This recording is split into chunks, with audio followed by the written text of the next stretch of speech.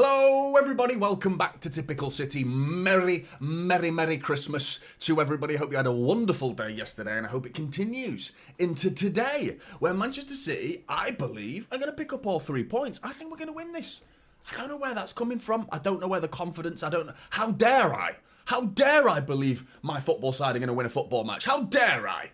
How very rude of me, you know? Considering we've lost 9 in 12 games, I have no idea where this logic is coming from. It isn't logic. It's pure, utter emotion from this Manchester City fan you're witnessing right now. It's just utter belief. It's faith. That's all it is. A little bit leaning towards the law of averages. I believe we're due a win.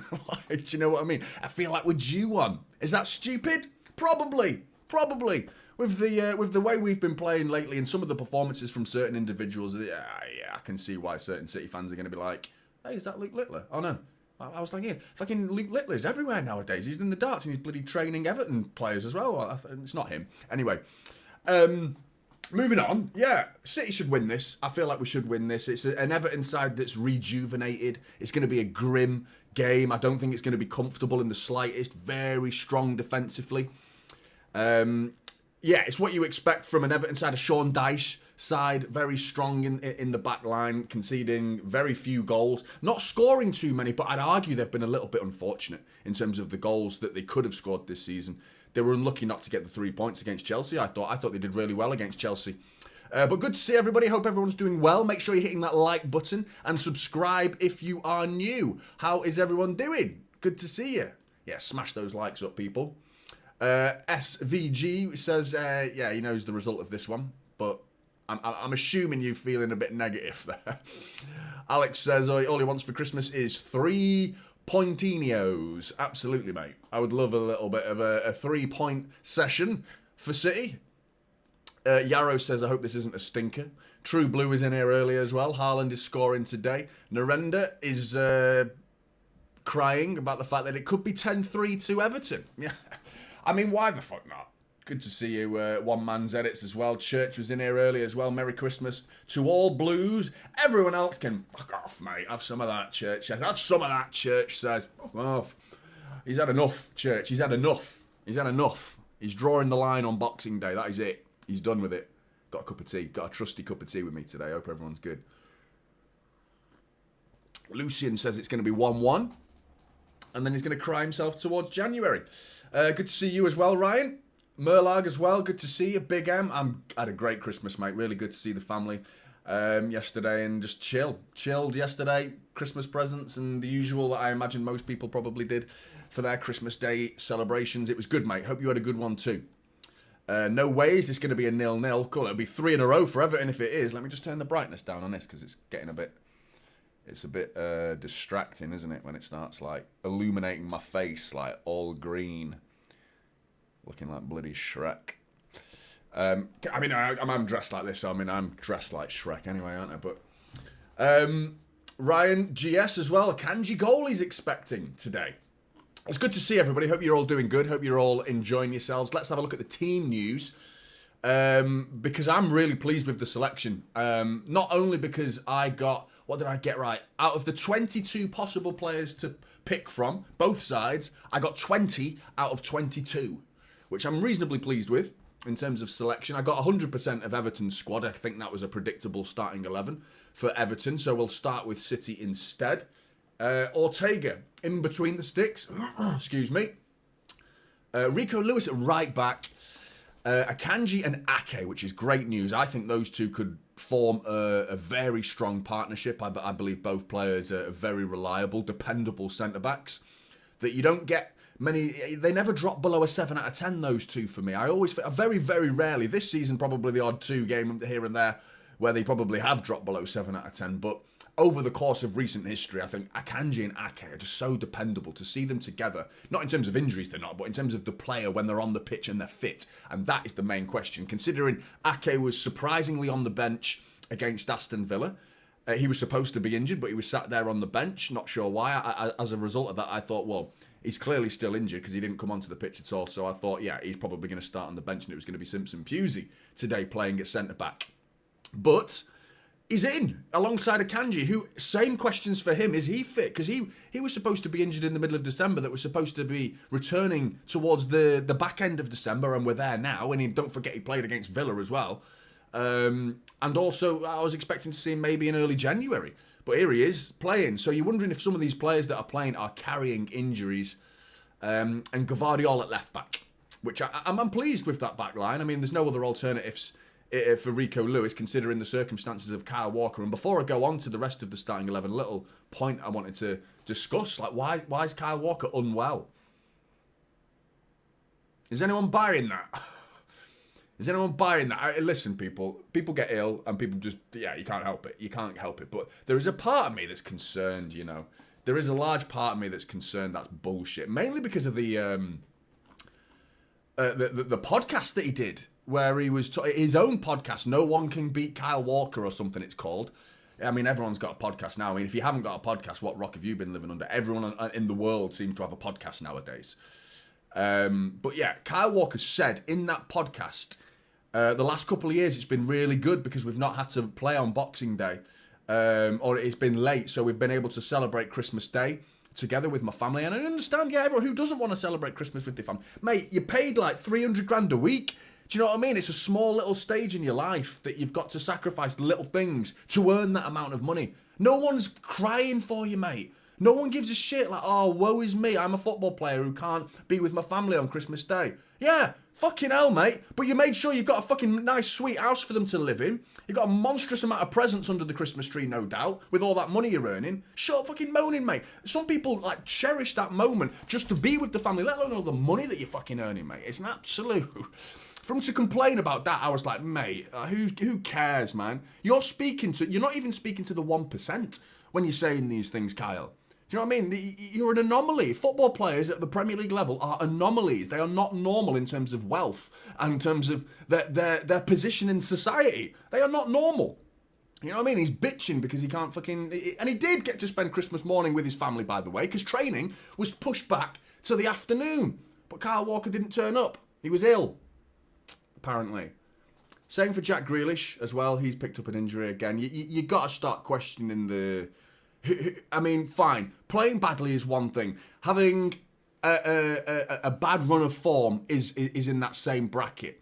But not willing to turn up to put yourself on the line and put yourself in the firing line to get criticised by City fans in such a disgusting run of form that we're in right now. Yeah, fine. At least these players that are turning up are turning up. Do you know what I mean? And we're not even doing that anymore. Where are we going with these players, man?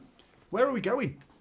I mean, it is a small few of them. I think Kyle Walker's done, mate. He is done at Manchester City. He's finished. It's over. And I mean, obvious statement of the year, that really, isn't it? It was obviously going to be done, considering the performances. But the way he's going about it, I really want to talk about Kyle Walker when he goes in a positive light, because I would like to talk about the things that he did do for this football club that's been fantastic. Kyle Walker's been a great player for this Manchester City side over the last, 6-7 years. He's been unbelievable at times. Certain players you think of, he's the guy who looks after Mbappe. He's the guy who looks after Vinicius Jr. I mean, that would be a joke of a statement to say that today. But fine, okay, a part of me blames the club for playing him so much and Pep for having too much faith in him. Too much faith in a player like Kyle Walker that's clearly on the decline. That no one saw that, within the club at least, no one saw that clear enough.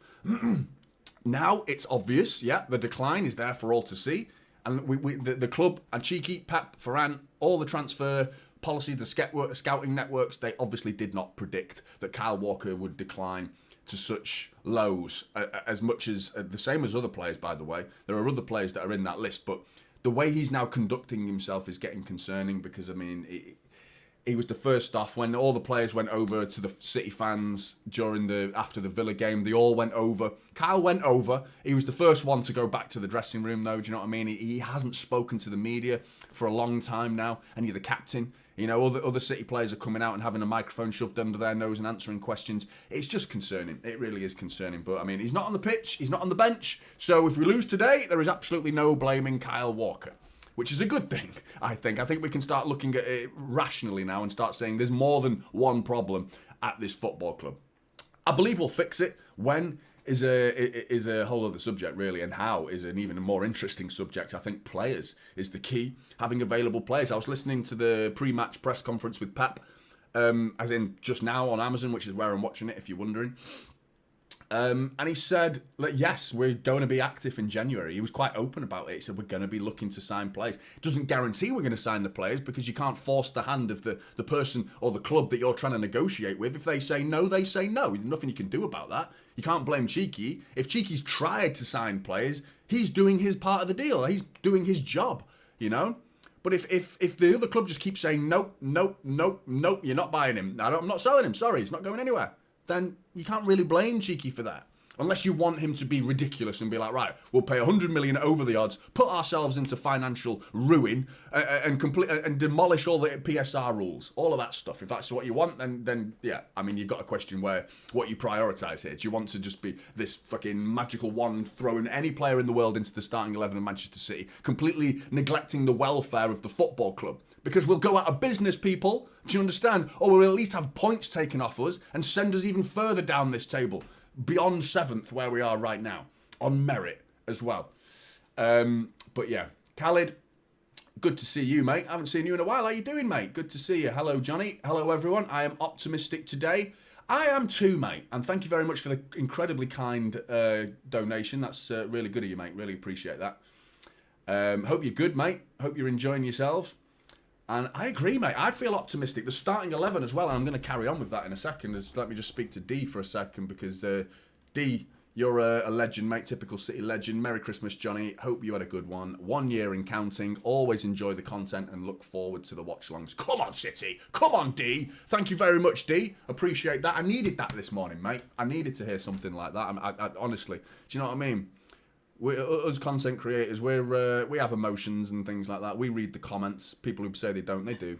We do. Sometimes you need a little bit of something like that, and you got to listen to the people who like you, not the people who fucking hate you. You know what I mean? That's the life of a content creator. I'm finding out, with this being my 2nd year, doing it considerable full time, close to full time at least. So yeah, it's been a really interesting time for me as a content creator, in all honesty, because the first year was an absolute doddle. We won 4 Premier League titles in a row. We were winning game after game. Everything was super, super easy. Very easy to come on here and sit in front of a camera and say, oh, City are bloody brilliant. Aren't we good? Aren't we good? Pat on the back for us. That was so easy, mate. This season has been so difficult. It's been a real eye-opener for me as what the spectrum of possibilities within football. And I like to think I've kept myself within reason. You know what I mean? I think emotions have gone a little bit overboiled here and there, and I think that's understandable, because what football fan has never done that before? You know what I mean? But it's there's more positives to come from this side, 100%, especially with Pep there. There's more positives to come from Pep Guardiola and this Manchester City side. But unfortunately, beyond Pep's eventual resignation from Manchester City, where he eventually leaves the club, that's when it's gonna hit. The shit's gonna hit the fan for real. Do you know what I mean? That's when it's really gonna be difficult for the football club. And this is sort of like a nice little learning curve for us as fans and the club itself to deal with adversity and how to handle the situations we often come to face as football fans. And because it's been so easy for City fans in the last 4 or 5 years, because it's been nothing but victories. And it's moments like this where you get tested, you get found out. Ryan, thank you very much for that comment, mate. Really appreciate that. Best City fan channel by far, mate. Merry Christmas. Merry Christmas to you, Ryan. You are an absolute legend as well. Thank you very much, Ryan, and Douglas as well, mate. Your support behind the scenes. I've spoken to you over a few emails as well, mate, because you've dropped me privately a couple of emails over the last few months that have been incredibly heartwarming, mate, and very positive towards me. So I haven't forgot things like that. Loads of you. I haven't forgotten. You know what I mean? I don't forget things like that. So yeah, appreciate it, mate. Appreciate it. And the other Ryan as well, mate. I haven't forgotten about you. Yeah, that's it. Double Ryans in the house. DJ Hypro wants Messi on loan. Ain't going to happen, mate. Ain't going to happen. But I wouldn't say no. I mean, you never say no to Messi. Messi can do whatever he wants. It's Messi, mate. Come to the City if you want, mate. I think we'd start having a few more aging problems as well. But, yeah. Phil, good to see you, Phil. No, the nonsense stops today. I'm not sure it does, mate, unfortunately. But we've got problems, but there is a light and it never goes out. Blue Moon, Phil. Yeah, cheers, Phil. I actually think we can win, but I don't think it stops the nonsense. Do you know what I mean? I think that's what you mean. If you think a victory today is going to be a win, and then that's it, City are going to go on a winning streak, I don't think we will. I think we will lose or drop points. We've got Everton, Leicester, West Ham coming up, haven't we? I mean, at the start of the season, that's like, what a Christmas period that is. 9 points, 7 minimum. Minimum of 7 points, you'd say. And that's bordering on a little bit negative as a City fan at the start of the season, if you said that. You're looking at those 3 particular fixtures. Now it's like 3 points from 9. Would it be that bad? Like, I expect us to win today. I don't know why. I just have a good feeling we are going to win. Throw in the fact that Leicester are not doing that well. The new manager syndrome of Ruud van Nistelrooy coming in. He's not exactly... They got beat by Wolves the other day. Another example of new manager syndrome. A new Wolves manager coming in and get Wolves firing again. United are facing Wolves today, so we're going to see 2 new managers. Amorim's, is he new? Is he new? That's a good thing as well. Every time you feel shit, you just remind yourselves about United. But as much as it's like how bad we are, and we've been laughed at by them. We've been laughed at by United fans. Like... The nerve of them. The cheek of it. Do you know what I mean? The cheek of it. So, yeah. I mean, they're still 13th and they got spanked by Bournemouth. To be honest. So did we. But, like, at least we didn't lose 3-0 at home. We lost 2-1 away. So, not as bad. Not as bad. But, I mean, fucking hell, mate. Like, United... they've got their work cut out for them. They've got their work cut out for them big time. And I mean, you talk about a City rebuild. Their rebuild's bigger than ours. Much bigger. Much bigger. And I would argue the players that they would consider to be part of the rebuild as in players that should stay, are they even good enough? Because they're talking about Garnacho and Højlund. They've got to stay. They've got to stay. What? They're not even that good, mate. You want to win Premier League titles with Garnacho and Højlund? You've got no chance. No chance. I would say nearly pretty much... Bruno Fernandes is proven to be a top-level player at the top stage. His form is too hit and miss, but I mean, which United player isn't? I think that's a United problem, not a Bruno problem. In terms of who's actually good enough to continue in the Man United rebuild, Bruno Fernandes. Who else? I can't think of many, really, that would genuinely make it. Ahmad is doing well at the minute, but is he going to continue? Again, he's a kid. Do you know what I mean? And they've got a rat infestation as well. Yeah. And that Mainu as well, yeah, he's a good player. 2 Ryans back-to-back there. But yeah, I think Mainu's a quality player. He's just like, he's starting to dwindle in terms of his career at United. But anyway, fuck them. Why are we talking about them for? Far too much lip service has been paid towards Manchester United. Who gives a shit? They're 13th. They're not even bothering us right now. But yeah, anyway, I didn't even finish the team news, did I? So let's start from the midfield where I stopped. So in the midfield, you've got a midfield 3, Bernardo Silva, Kovacic and Foden. I thought Kevin De Bruyne, that's the one player that I thought should be in that midfield, but instead it's Bernardo Silva. I wanted De Bruyne, Kovacic and Foden. Bernardo Silva's just not been playing well lately. The fact that you've got 2 wingers ahead of him, you don't need to see... this. I just feel like we'll see a good version of Bernardo Silva. Something I didn't even mention in the preview is he's not got speed. He's never had speed, but he wasn't slow, but now he looks slow. He looks slow and laboured, like he's running in treacle. Do you know what I mean? He doesn't look like he can move properly. And you put him on a wing and expect him to beat the fullbacks, ain't happening. It just ain't happening. So seeing him in the middle, I'm more excited about that because your pace isn't a necessity in the middle of the park. You can be quite slow in terms of, especially in an attacking midfield where you're just looking for them pockets. Find a little bit of pockets, showcase your technicality as a player, your ability on your first touch, your ability to turn on the half turn, find a pass, pull those strings, and find the little avenues for Haaland. That's Bernardo Silva. The fact that he's been on the wing for the majority of the season has been really concerning. And the only time he played well was actually, I think it was Forest in the 3-0 game. I think he played right wing in that game. And I thought he did really well in that game as a right winger. But other than that, this season, when he's played out there on the wing for City, he's just not been good enough. He's just not there. Instead, though, we've now ahead of him, we've got the front 3 of Savinho, Haaland and Doku. I think this should work. I don't see why it shouldn't work. Obviously, it's just a case of little moments in the game might dictate the way this game goes. But I have a good feeling about that front 6. I really do. Lewis is probably going to push into the midfield again, leaving that back three of Akanji, Ake and Gvardiol. So we've got Ake pretty much as a central centre-back today. Akanji is going to be the right side of the centre-backs with Gvardiol on the other side of him, and Lewis pushing to be alongside Kovacic, as he has done all season. But yeah, it was really interesting to hear. He is, mate. He is. He's...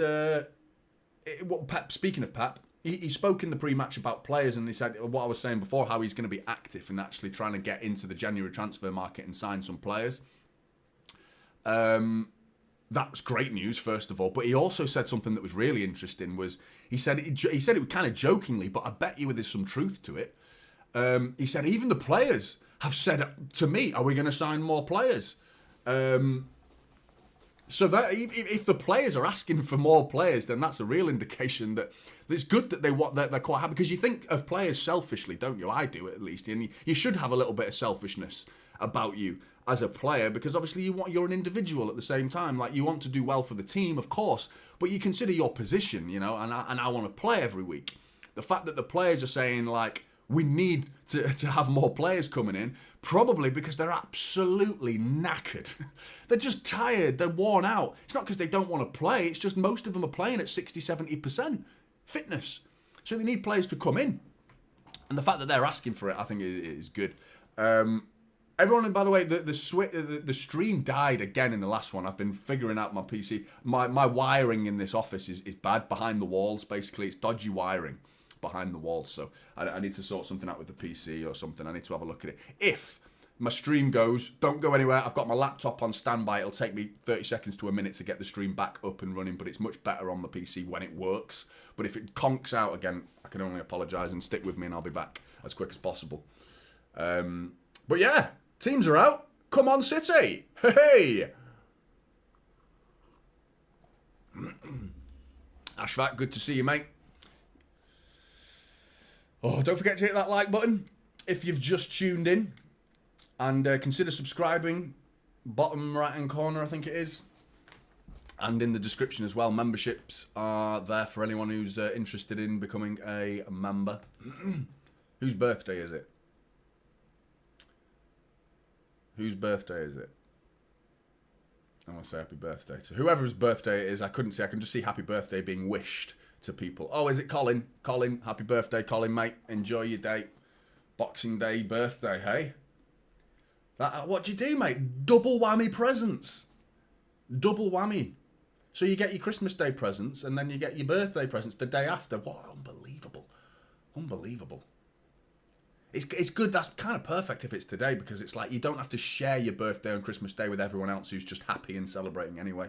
But on the 26th, everyone's like, oh, I'm tired, I'm done. But you're not. You're like, fucking yes, mate, more presents for me. Yes. Hope everyone got what they wanted for Christmas as well. I think, was it Alex who said at the start, yeah, all I want is 3 points. Like Alex said, couldn't agree more. That would be delightful. It's a good turnout as well. Usually is on Boxing Day, because there's not much else to do, is there, than watch football on Boxing Day. So teams are out. Etihad's looking full to the brim. Pretty much. Evertonians rocking up. Guy having a sneaky little pull on his e-cig there. Everyone does it, and people think they're so subtle now, don't they? I don't think they realise, like, the cauldron of fog that gets unleashed when they do it. Mate, you've just created a whole new weather system, like, with a cloud above your head, mate. As if everyone saw it. You think no one saw you? Go, just like everyone saw it, mate. The whole world just saw you have a puff on your e-cig, man. The most non-espionage, sneaky e-cig pull I've ever seen. Yeah, I remember that. Where was that? What game was that? That was funny. That was funny. They pulled the cameras away so quickly as well. Phil's got a present coming. 3 points on the way, mate. 3 points on the way.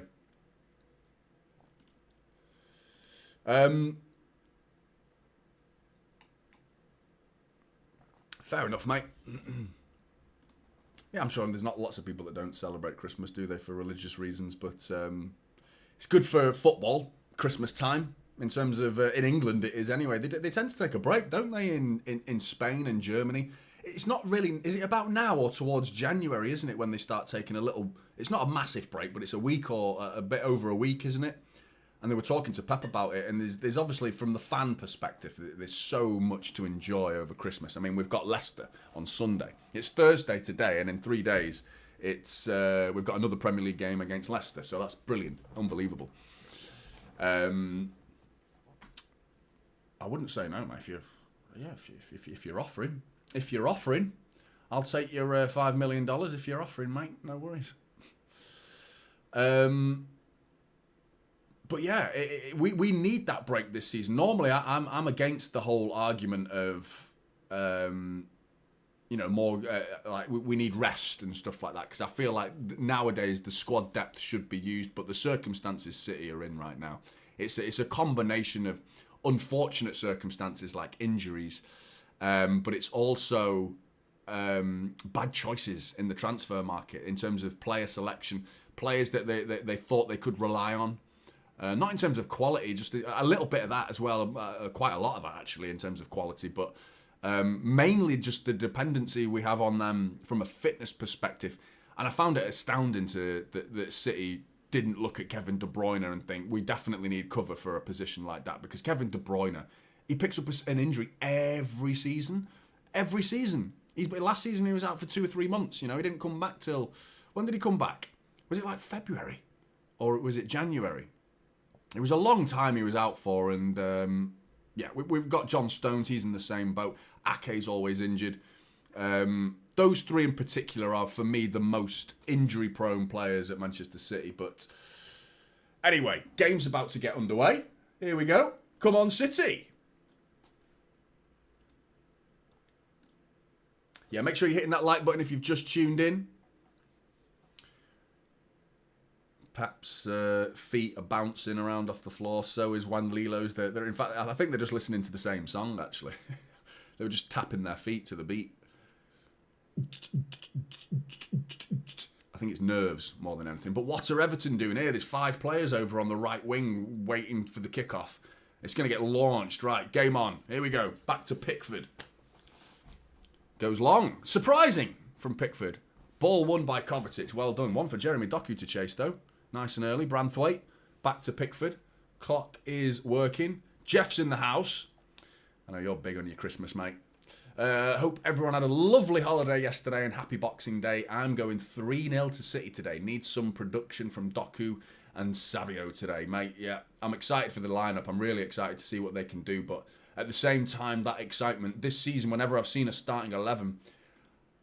I've often been felt after it. Do you know what I mean? Like the excitement for Grealish in the middle against Juventus. I was like, yes, he's doing it again. He did it against Nottingham Forest and it worked. Jack Grealish in the middle worked. Instead, he played him against Juventus and it just didn't work. It just didn't work at all. It's like so underwhelming, isn't it? Like just to see everything he's tried this season's not come off. The next thing to try, ball flicked on, offside flag goes up. Everton looking to get an attack in here nice and early, but the lino says no. Offside. Laname says, we are not scoring 3 today to Jeff. Yeah, I think 2. But Jeff's an incredibly optimistic person.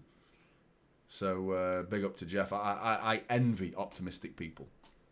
I wish I was as optimistic as some people. I swear I'm more optimistic than some. I feel like I'm somewhere in the middle in terms of like the average City fan's level of optimism.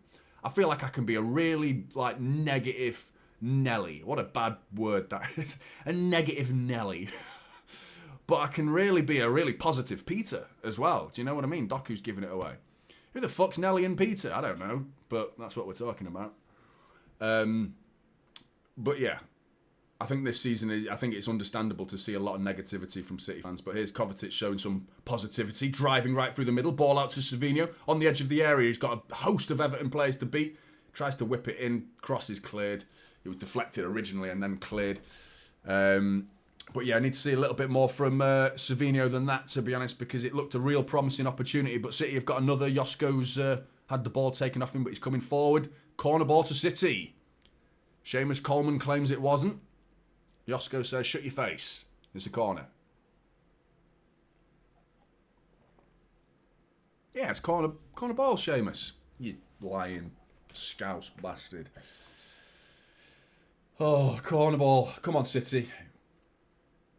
I think Foden's our best corner taker in the squad. I don't think there's anyone better than him. It's not always perfect, but he's our best. Takes a short one. Gets a 1-2 off Doku. Foden whipped in. Gvardiol off the post! Gvardiol again! Oh no, don't do this to me on this. Don't do it. Don't be one of them days. Oh, what a ball from Foden that was. Just as I was praising his delivery from corners. It was a short corner. He got it back. Gvardiol at the near post. Heads it off that same near post that he stood near. Cross has come across the face of goal. Savinho's going to chase this to keep it alive. Oh, lovely bit of skill from Savinho. Another bit of skill from Savinho. Oh, and the shot is poor, though, in the end. But the touch from Savinho. Wow, I love that. Love that. Look at this. Look at this touch from Savinho. Oh, they're not going to show it. They're going to show the Gvardiol header. Oh, that's so unlucky. 3 minutes in and there's two unbelievable quality bits of play there from City. Really good. That's good to see. Give it 30 seconds. 1-0 Everton. You know it's coming. You know that's the thing right now. That's the feeling around the club. The players feel it. The staff feel it. You guys feel it. I feel it. Everyone's just waiting for the moment for it to go tits up. That's what we're waiting for. Oh, lovely ball again. No, it's not a good ball this time. But, oh, poor clearance though by Tarkowski. Savinho with another opportunity. Onto his right foot. Savinho! It's deflected, but it's up in the air. He's actually got the ball back. He's been shepherded away from goal, though, by Decore. Back to Rico Lewis. Inside to Kovacic looking for... Oh, it's a good idea. It's a good idea. It didn't come off, but it's a good idea. Gets a round of applause from Phil Foden just for the effort, because I do think he was trying the right thing there, Kovacic. Trying to find Doku, who made a clever little run across the face of Erling Haaland along the edge of the area. But just a bit overhit by Kovacic. But yeah, you got to applaud the ideas. And I like Kovacic for that regard, because I do feel like Gundogan lately has been thinking about it too much. Do you know what I mean? Like, oh, shall I? Shan't I? Just make a decision one way or the other, mate. Indecisiveness is the worst thing you can do on a football pitch. The worst. But Kovacic doesn't play like that. He sees it, he does it. And I respect that. I respect that. Cheeky Bergerstein. Someone's called Cheeky Bergerstein in this chat. Big up Cheeky Bergerstein. It's a good, that name, isn't it? Doku's now on the right with Savinho. He's completely neglected the left side of the pitch here. We've got no one. Oh, to be fair, it's Gvardiol actually. So we've got Gvardiol pushing forward and Rico Lewis pushing forward. It's risky. It's risky. Because of that. We've given it away. And here we go down the right-hand side and Day bringing it forward. He's got Coleman on the overlap. He's got to slow it down. But that's the problem right there, Blues. That's why you shouldn't be sending as many forward like that. Gvardiol doesn't need to do that. Doku, stay on the wing. Ball in. Calvert-Lewin. And he's not got it under control. The ball in. But there you go. A sloppy touch from Bernardo Silva. In the middle of the park. And away go Everton down that right-hand side. And it's not even Gvardiol's fault. Do you know what I mean? He's out of position because he's been asked to play in that left wing role. We give the ball away in the middle of the park. Bernardo Silva, sloppy touch, has it taken off him.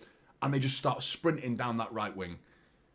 He's got to do better though, Bernardo, because he's killing us, man, like with a touch like that. He's obviously not the only player to have done it this season. But in that particular moment, that's an example of what we've been doing all season. Ball over the top by Kovacic. Again, gets it wrong, but I don't applaud the intention quite as much as the previous pass, but it's still, it wasn't bad effort.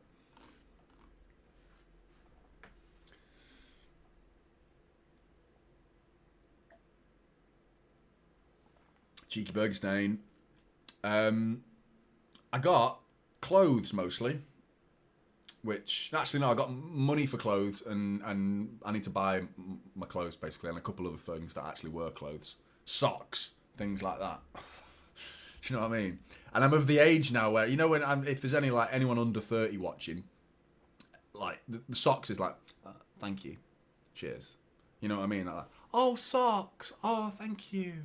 Thank you. Oh, I really wanted socks. Thank you. Now I'm like 36. I'm like, fucking brilliant, mate. Socks. Absolutely brilliant. Socks, mate. I need them. I'm always going through socks. Oh, beast. You're breaking my heart, mate. You're breaking my heart. Hopefully you get 3 points today, mate. But, yeah, City have been in control of this game for the majority of the 8 minutes we've seen. Just that one little moment that we saw from Everton. Savinho with a heavy touch. Needs to do better again. It's these balls that are just fired into dangerous clusters of players. There's just a cluster of City and Everton players in the middle of the park. And when we fire a pass into it, the pass has got to be perfect, point one. The touch has got to be perfect, point two. And if it's not, we are so susceptible to the counter-attack and the transition. We've seen it once already. Savinho doing it again with a heavy touch. Doku's looking for a foul against Tarkowski. He's not going to get that. He's not going to get that. But yeah, I was looking forward to Branthwaite. The fuck? What the hell is that shit?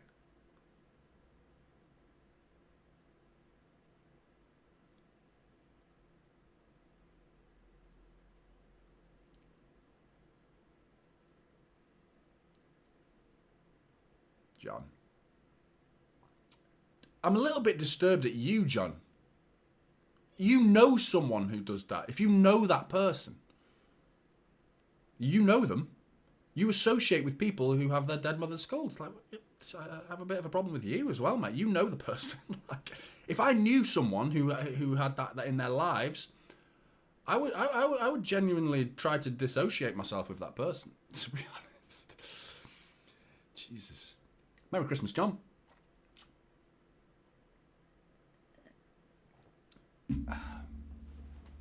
Unless it was like an actress or an actor, like when they hold a skull like Shakespeare, like acting. Haaland on the edge of the area to Foden. Doku on the edge of the area. Oh, it's cleared by Tarkowski. Kovacic picks up the loose pieces. That's 3 now from Kovacic he's given away, and I'm done applauding the effort because there was no, I don't know what he was trying to do there.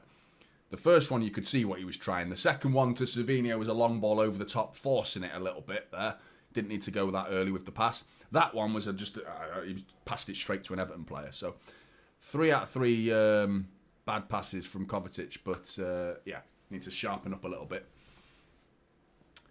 Well, if that's the case, then that's the case. Fair enough. It could be. It's just, yeah, we don't deal with death well in this country at all. I think it's a UK thing. Ball over the top for Haaland to chase. Pickford picks up the loose pieces and then carries on running out of the box, boots it, and fell over, by the way. Ha ha. Let's laugh at that for a second. But this ball needs chasing. Ortega comes out. Jesus. Gets it away. Bernardo Silva's just getting pushed around like a rag doll in the middle of the pitch. So is Kovacic. That's a free kick, referee. How is that not, mate? How is Decore even complaining about that? He just flattened him, mate. But yeah, Jeff, you're right, mate. We do have a very morbid outlook on death in this country, don't we? Should we talk about death? This is a perfectly good Christmas topic. Dying. Yeah. Like the Mexicans, they celebrate it, don't they? Big up to the Mexicans. I wish I had that outlook. Or maybe we wouldn't all be so shit scared of dying. They're ready for it, aren't they? They celebrate it. And of course, there's the New Orleans funeral. That's kind of like a celebration, as a little bit as well, isn't it? Savinho, he's in. Savinho. Haaland, edge of the area. Shot! It's deflected. Up in the air and it's cleared. Overhead kick clearance by Mikhaelenko, who gets Ndeye away. Rico Lewis with a strong tackle by Rico Lewis there. Love that from Rico. Micah, thank you very much, mate. Merry Christmas, bud. At work now, but hopefully we win. Oh, mate. Thank you very much. Hello to you, Hirko. Hope you're good. Big up, Isa. Merry Christmas, mate. But yeah, we've got off to a good start here, you know. I'm pleased with this start. Reasonably pleased. There's concerns. A sloppy pass here or there, but we've controlled the football. We're creating opportunities to create chances, if that makes sense. We're not creating clear-cut opportunities or anything like that. Obviously, the Gvardiol one was just unlucky. That could have added to his ridiculous goal. Oh, Gvardiol! Why am I saying these words? He's giving it away! Gay. And he's fed one down the line for Decore to chase, but Ake should deal with that. Gvardiol's got it back under control, but he's get it into Kovacic. As soon as I have anything positive to say about anyone, they just shit all over it.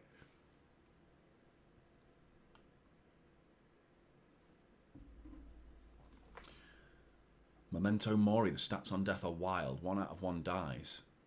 Oh, hang on a minute. Jeff, Savinho. Go on, Savvy. Oh, mate, pull the trigger. Took an age to have a shot. Anyways, hope the losing streak dies today. Yeah, man. But it's been a good start from City. It really has. I'm really pleased with it. In terms of just the general play, I think we've been reasonably good. It's just little moments of quality in front of goal, but I felt like we've started a few games in this bad run. I think you can look at the United game. There was just no quality in that game whatsoever. You can look at multiple games. The Feyenoord game, I felt like we did enough in that game to go 3-0 up. So there must have been a moment in the game where we played well. Do you know what I mean? We went 3-0 up. Obviously, from the 70th minute onwards, we just completely shit hits the fan at that point. But we've got to do well in the 90 minutes. You can't be 15 minutes of quality or an out. Oh, ball into Bernardo. Across the face of goal. 1-0 City. Bernardo Silva takes it to the lead. Come on, City. Get in there. Get in there. 1-0. Yes. Fully deserved as well, man. We've been the only side trying to play football in this game. Clean sheet, wipe your fucking arse with that clean sheet, Everton. Come to the Etihad. You come to get a clean sheet and you failed. Plan B next for Sean Dyche. Let's see what you've got. City, probably. That's what you'll get. You'll get a Christmas gift off us, no doubt, where we hand you an equalizer. That's what will happen. But anyway, let's check the offside here because it's a tight one. Oh, he's well onside. What a ball from Doku. I mean, it could be a own goal, a Branthwaite own goal. I'm not sure if Bernardo Silva's original effort's actually on target, but it took a little deflection off the Achilles of Branthwaite, who was sliding on his arse with his boot up in the air a little bit, and it looks like it clips like his calf or his Achilles, bounces off the floor, and just floats slowly past Pickford, who's stretching out, and it goes into that bottom corner. Oh, mate. 1-0 City. Gets in. Harrison trying to respond for Everton early. Ball in. Ake's got it under control. Plays it into Foden. Man on Foden. Gets it back to Akanji. Everton looking to get an equaliser early, but one ball over the top for Savinho to chase. He's lost out to Mikhalenko. Ndai. Decore. I mean, why are they suddenly controlling the game? We've scored a goal, and now Everton are like knocking it about. Knocking it about. It feels a little bit like that, doesn't it? It does feel a bit like that. It's like, you can't trust it. You know what I mean? You can't trust us at the minute.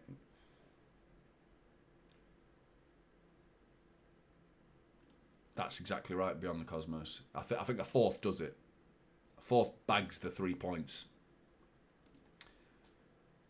But this is good. I'm just glad to see that there's a good attitude as well, because there was accusations in the week about these players don't care.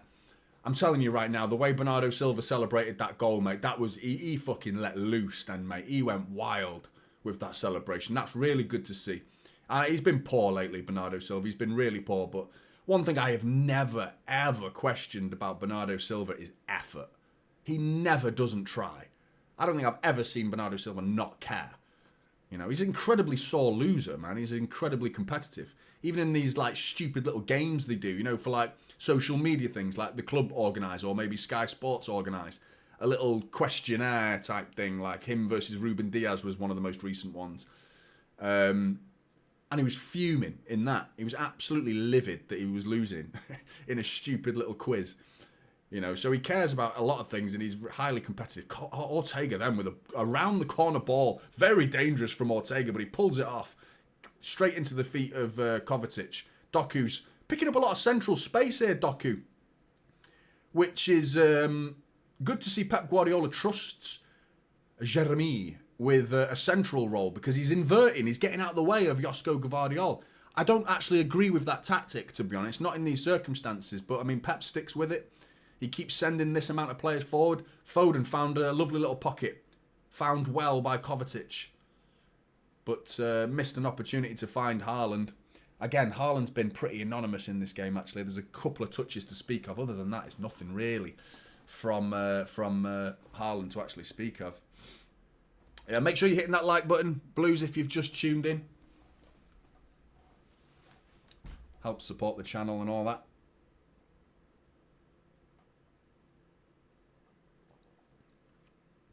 Free kick to City. Decore with foul number 2. Referee, take note. Yeah, fucking hell, ref. He's already just gone through the back of Kovacic that was arguably like a half a yellow card. That one completes the other half. That should be a yellow card, mate. Next foul from Decore has to be a yellow card. I don't care what time of game it is. You know what I mean? This bullshit from referees where it's like, oh, it's a bit early, so I won't book him. A booking's a booking. Doesn't matter what time it is. Oh, I'd love a white one of these. Ball in. Oh, Nathan Ake, you're just thinking stretch your leg out, mate. Yeah, we have to live with it, mate. We have to live with it. I was miles offside there, Nathan Ake, so even if he did get a touch on it, he was never going to count. Yeah, we have to live with it, beast. Yeah, I'd love to see a white version of that. It's the old badge, though, isn't it? I want this mug because it's good. It's deep.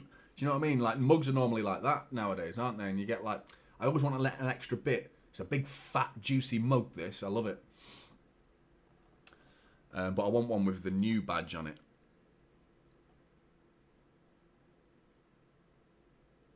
Ball over the top there for Foden to chase. Again, overhit, but gets a thumbs up from Foden. Hey, maybe.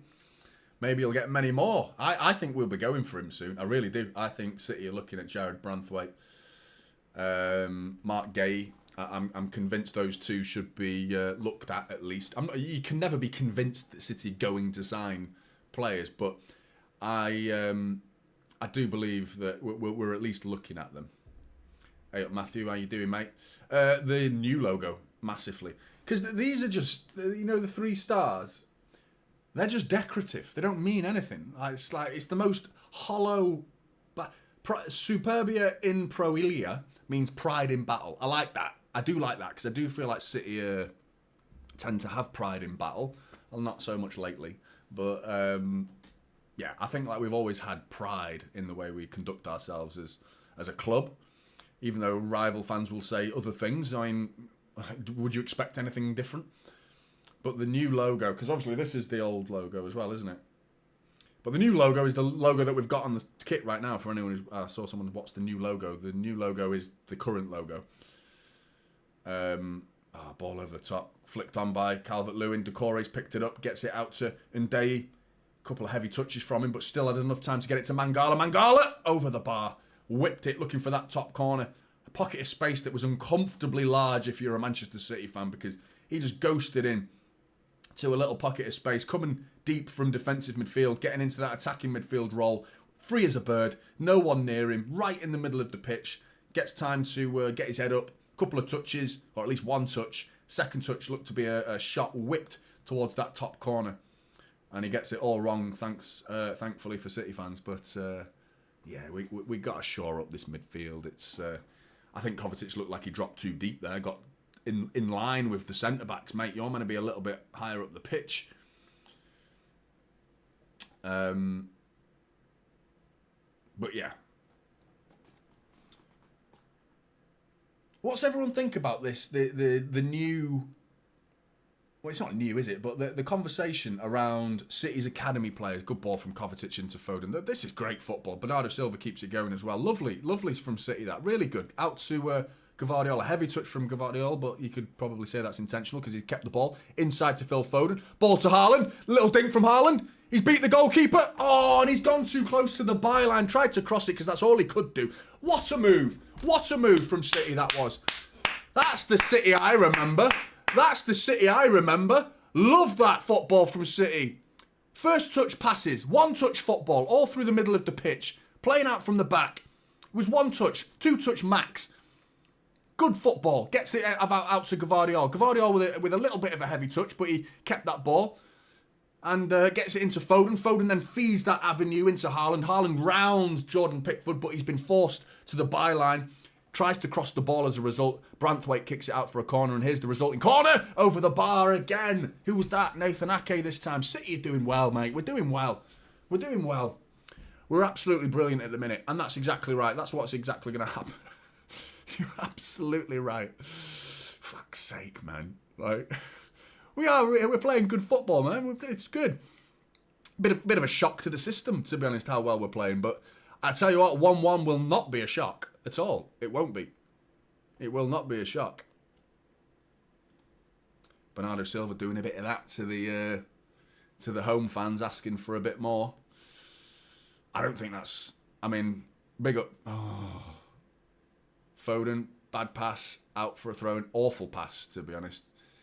But gets a thumbs up from Bernardo, trying to keep things positive. Yep, mistakes happen, mate. Never mind, move on. Don't need to, like, shit the bed now and concede 4 goals. Like, that's what we do all season. Every time we make a mistake, everyone just goes, oh my God, we've fucking done something wrong. And then just double down on it. Make it worse. Nunes, prime example. Gives the ball away. Okay, you got back? Nope. You smashed right through the back of Ahmad to give it a penalty. Do you know what I mean? How many times? And here we go. We're in the process of doing it right now. And Nathan Ake dealing with it and gone out for an Everton throw in there. But, yeah, I've been pleased so far. You just want to see that second goal before half-time. And I think City can, even though it's, I know 3-0, we've conceded 3 goals from being 3-0 up already this season. I just believe even 2-0, I feel like we'll probably win this. I'm hoping Everton just continue to be as goalless as they have been for a large portion of the season, where they're one of the worst sides in terms of scoring. But I said it at the start of the stream that I actually feel they've been a little bit unlucky. They have created chances, against Chelsea in particular. Sanchez kept them in it. And it was Adarabioyo, wasn't it, with a big block?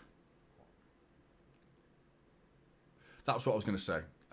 Talk to you about the conversation around ex-academy Manchester City players. I do think there's a very easy look from certain fans to say, we shouldn't have sold Cole Palmer. We shouldn't have sold Liam Delap. We shouldn't have sold Frimpong. We shouldn't have sold Pedro Porro. You know, we shouldn't have sold Romeo Lavia.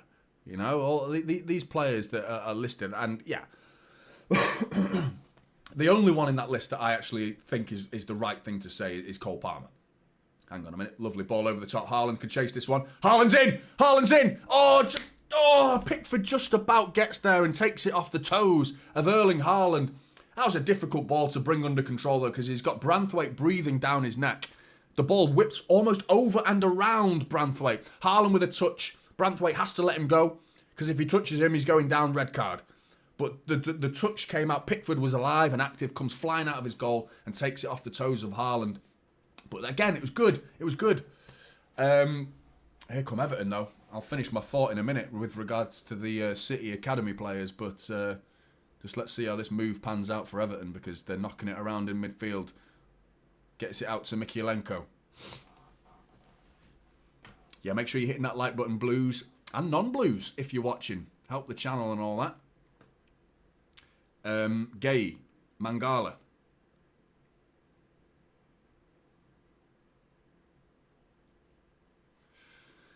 You know what he has? Great point. He has done very well. A couple of challenges, he's won them all. And there you go, intercepted again. It's going to actually give a corner away here, Rico Lewis. But it was actually a touch to prevent Decore going down that left-hand side. I think he has had a good start to the game. I agree. Yep. Zachariah's backing you up as well. I didn't. I said gay. But yeah, it sounds like that.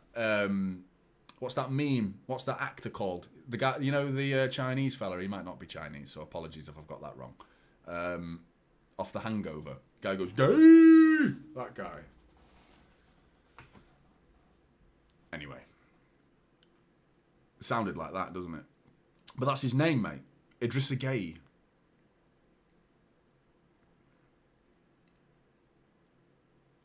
I mean, we could have a field day today if Simpson Pusey was playing, couldn't we?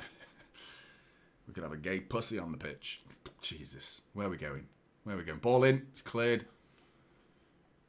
Oh, fucking hell, Ortega saves it. Just a shot out of nowhere. I wasn't even expecting a shot there, but...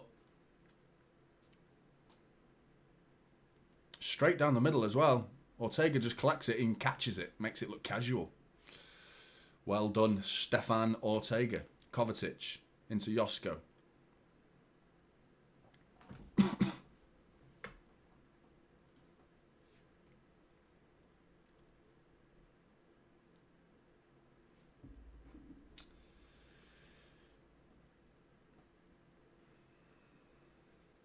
Yeah, am I getting excited a bit too much here? Because I'm reasonably pleased with what I've seen so far. Am I blowing my the City trumpet a little bit too loudly? So I think it's understandable why people are not convinced that we're going to win this game, even though we've pretty much, you could say, dominated this first half an hour of football. I'd say we have been the best side out of the two. The last 5 minutes, Everton have grown a little bit. They've shown a little bit of chest and started passing it around. They're doing it right now, in fact. But I do think we've been the better side, and we deserve the lead, definitely. We've already smashed the post. Savinho's had a couple of half opportunities. Ake's header over the bar a minute ago as well, could have made it 2. Haaland's had a couple of opportunities to go round Pickford. Once didn't. Pickford took it off his toes. The other, he ended up going too close to the byline. We've been the better side. And that's all. What I just described is within half an hour. But like I said, who trusts them to keep the clean sheet? Here's Savinho. Chops inside Savinho. That's the problem there, isn't it? It's deflected, actually. It's gone up in the air, so I'll give him the benefit of the doubt. But he needs to improve on his decision-making, does Savinho, because I think Bernardo Silva, the pass had to be Bernardo there for me. It was a good run by Bernardo. Could have sent him through. Used him as a decoy. And if you're going to do that, the next step, you've got to make sure you do better than that. Even though you... it was a good run from Bernardo Silva, but the shot was deflected up into the air by Savinho. You've seen a lot of the ball. That's overhit. Frustration from Seamus Coleman as Jack Harrison plays it out. A simple ball out there for Seamus Coleman would have sent him away, but thankfully he's overhit it straight out for a throw into City.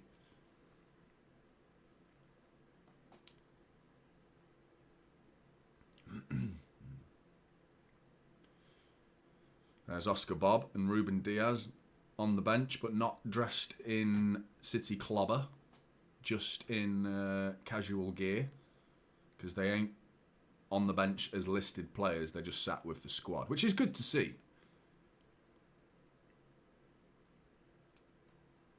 Savinho.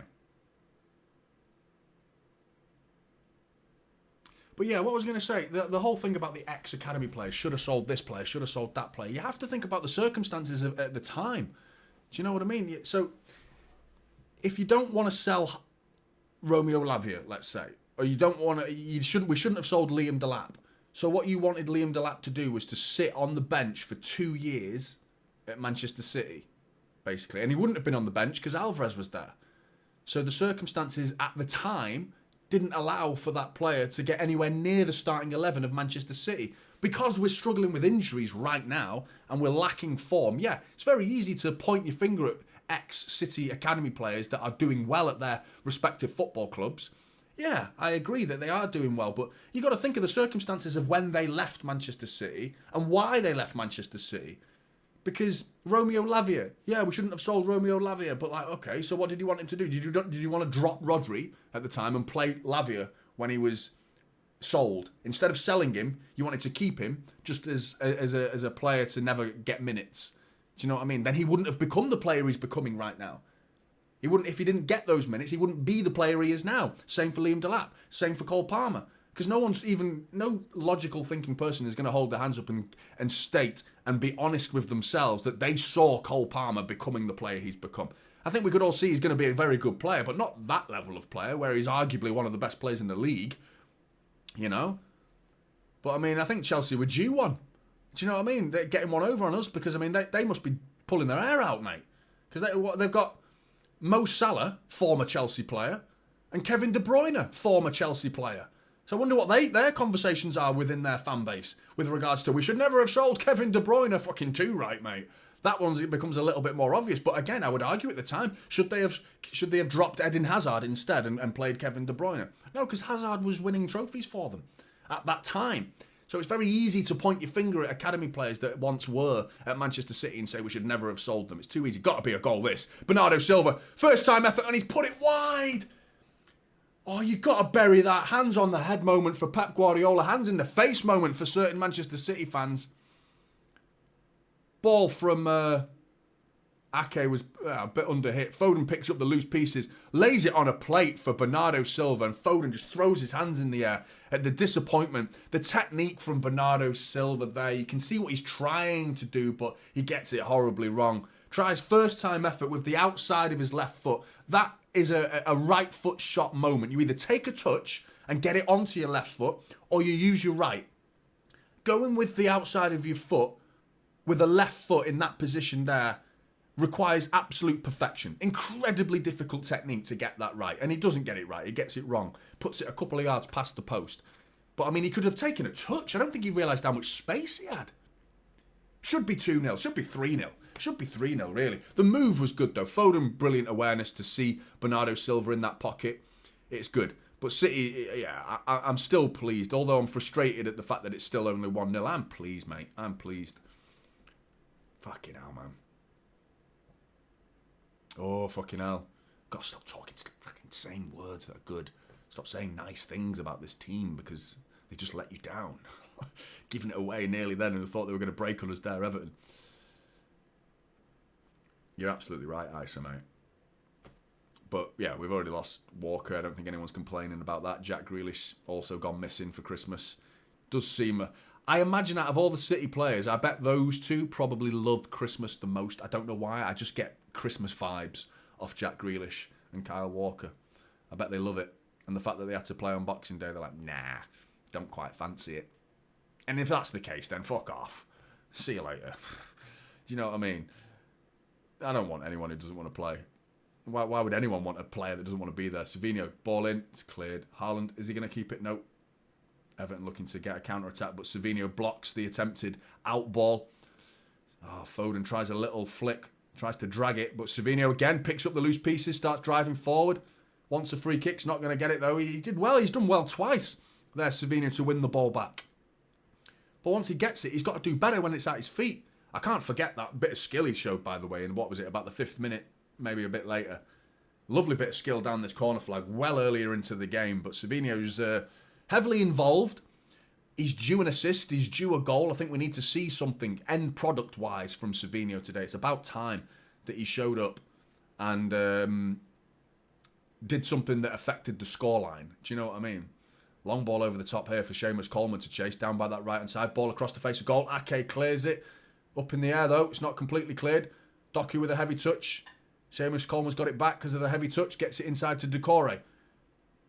Doucouré taking his time, dinks one in. Akanji, no, back post, no fucking way is it 1-1.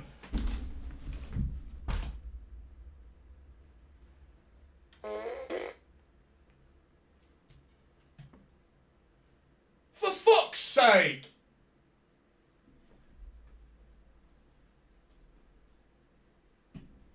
Fucking hell.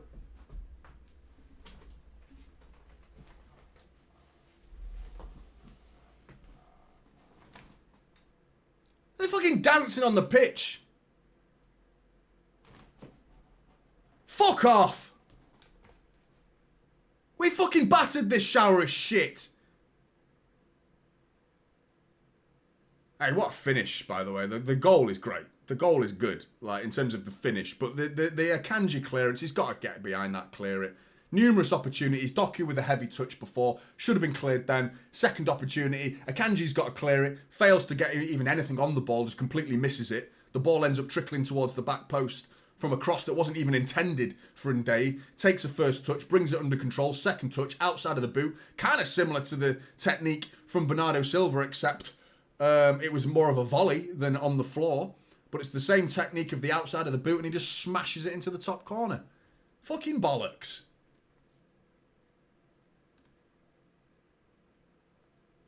The celebration's just like, it says it all right now. We've got clowns on our pitch mocking us. Coming to the Etihad and having a fucking boogie on Boxing Day. It's Everton, mate. Why are they dancing on our pitch? Kovacic, careful. This is the moment. This is the moment. This is what we should have been training for. Do you know what I mean? It's like flight attendant crews. Do you know what I mean? Training them for the worst case scenario. Train your thinking for when the plane's about to fucking crash. What do? You put your mask on first. You don't sort your other people out. You do your own first and then you sort your family out. That's the rules, apparently. You got to sort things out first. You got to prepare for this shit. We've conceded a goal. Don't panic. Go and win the game. You're the better side. You are the better side, Manchester City. Go and win. But instead, you're just terrified of how this is going to affect their mentality now. How many times have we just conceded a goal and then a second all of a sudden as well? Fucking hell. Come on, City. We've got the ball here. Gvardiol.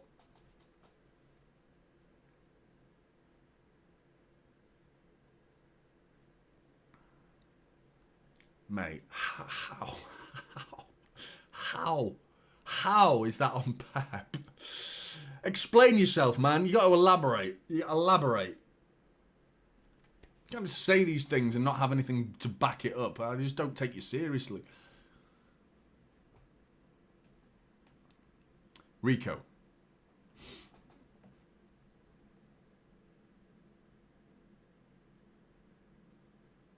Gvardiol.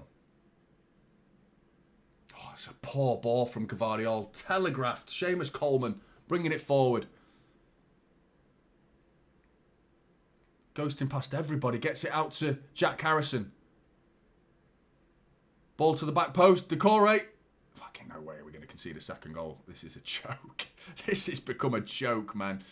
Oh, and they across the face of goal. And Doku's at the back post there. Fuck's sake, City. I think we're going to win. I still think it. I still think we're going to win.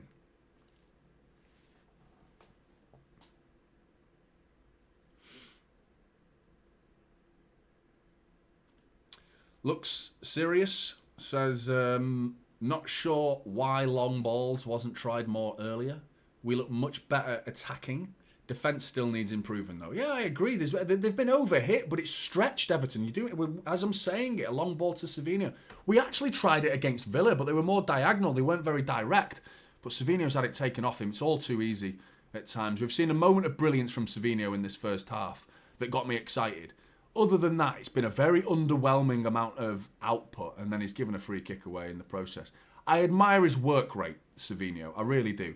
I appreciate someone who runs about and gets stuck in. I like that. But at times this season, I've questioned his temperament. He doesn't seem to be able to control it. When he's going into the tackle, it's too aggressive.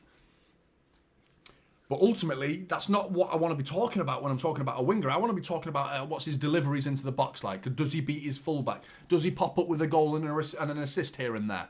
The answer to all of that is, what's his delivery like? Poor. Does he pop up with a goal and an assist? No. Does he beat his fullback often enough? No.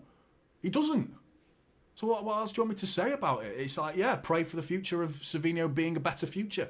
And I like to think that could be a case. I think there's a player there. Haaland gets up and wins that header. 50-50 ball, nods it ahead into Jeremy Doku. Strong hold-up play from there, but Kovacic. And then Pickford again comes out. What are we saying here? Referee's doing something. He's landing a plane, I think. Referee's doing all sorts here. What are we doing, ref? What are we doing? Yellow cards out. It's a free kick to City because it's Everton who look pissed off. But referee was like, fucking... What the fuck was he doing there?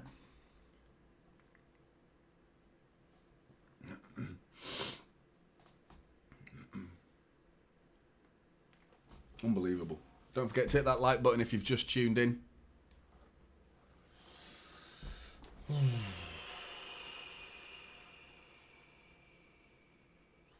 1-1. It's unbelievable, isn't it, man? It's unbelievable.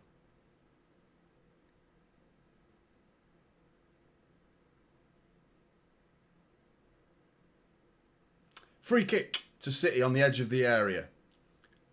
Phil Foden's going to take this. I reckon he's going to whip it into the top corner. That's what I reckon. Foden hits the wall.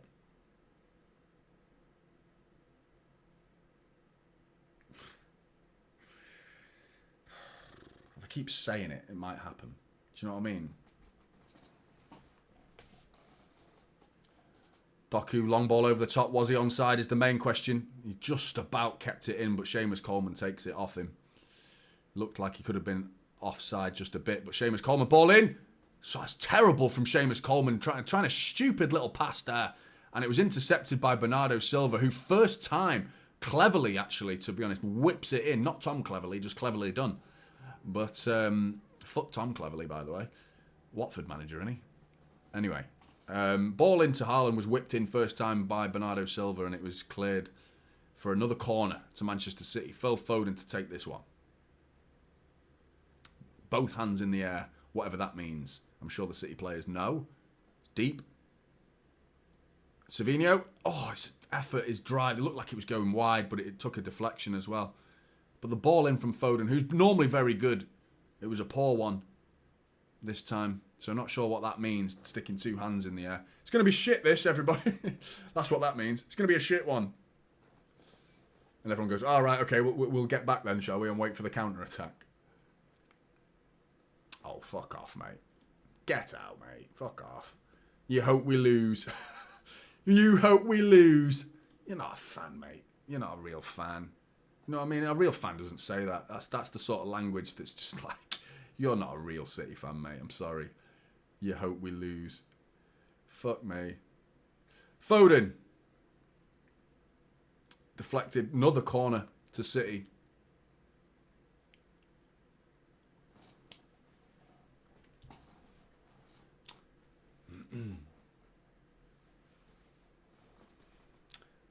Good to see you, Ben. Thank you very much. Appreciate the subscription.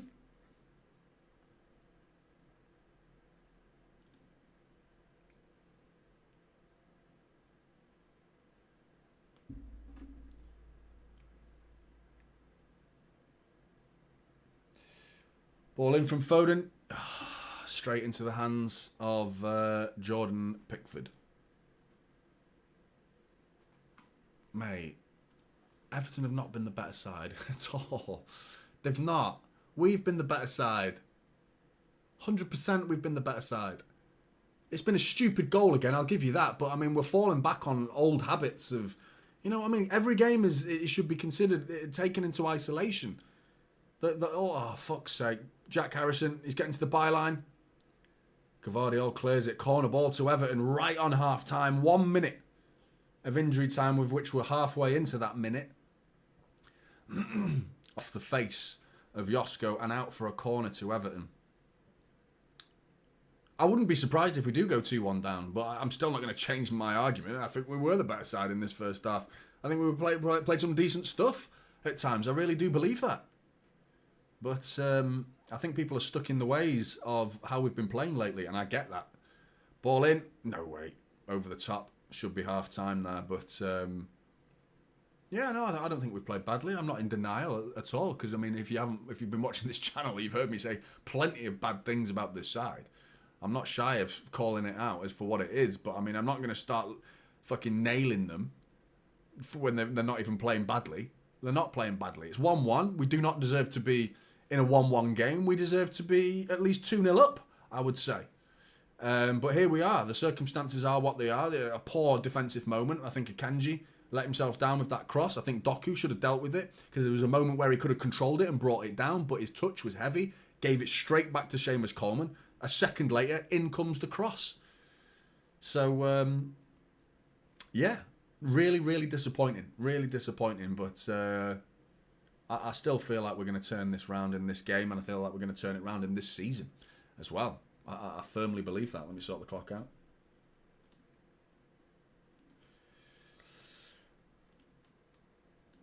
It was good to see Pep say what he said before the game as well, that we are definitely going to need more players. I think that's good news. The concern is the likeliness of it. It doesn't guarantee it.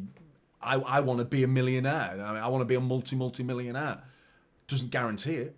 You know what I mean? Just wanting something is one thing, making it happen is another. And when you have to rely on someone else to make that happen, it becomes even more unlikely. And we have to rely on the selling club to want to sell. And who wants to sell their best players in January? Nobody. Put it this way: if If someone came in for a 50, 60 million, well, let's say 40 million pound offer for Kovacic, but there was no guarantee we go and sign a replacement, would you sell him? No, you wouldn't.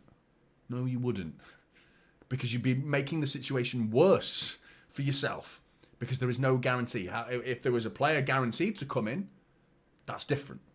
But do we have that guarantee? Do they have that guarantee? If we went and signed Bruno G, do they have a guaranteed player to come in January that can fill in for the rest of the season for Newcastle? Is that a guarantee? I don't think there is a guarantee out there. That's the problem. And you've got a small little window in January to fix this problem. Hopefully we can do some clever business. I think that's what we're going to be looking at. It's not going to be your blockbuster signings by the sounds of it. It's not going to be your £100 million here on that player and 80 million on that player. Hopefully, I'd love that to happen. It's so difficult to get it right, so difficult to time these transfers in January because the amount of effort and work that goes into summer transfers is years of work potentially from the scouting network and all the processes, the legality side of it, the paperwork side of it. It takes a lot of time to sort these things out, and you can't just snap your fingers and click a few buttons on a computer and then all of a sudden a world-class player is playing in the centre of your midfield. It's not like FIFA. I'm sorry, people hate that term. It isn't though. People think it is. It's not. It's so difficult to get these deals over the line, in particular in January. So, yeah, hopefully we can do some shrewd business. That's what I think is more likely and more realistic. Players that aren't really playing for their current team that they currently play for, maybe a young player, maybe a loan player from a player that's not happening. I'm hearing loan players for like Douglas Luiz from Juventus. He's not playing that much for Juve. He's familiar with the Premier League. Could we loan him for the rest of the season? That's the sort of deal I think makes sense. Something like that.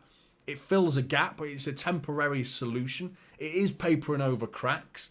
But that's the sort of deal I think City will be looking at, in all honesty. Big up Josh, mate. How you doing? Come on, City, get your heads up. We can turn this whole season around. We need a couple of defenders and a midfielder, and I'm confident.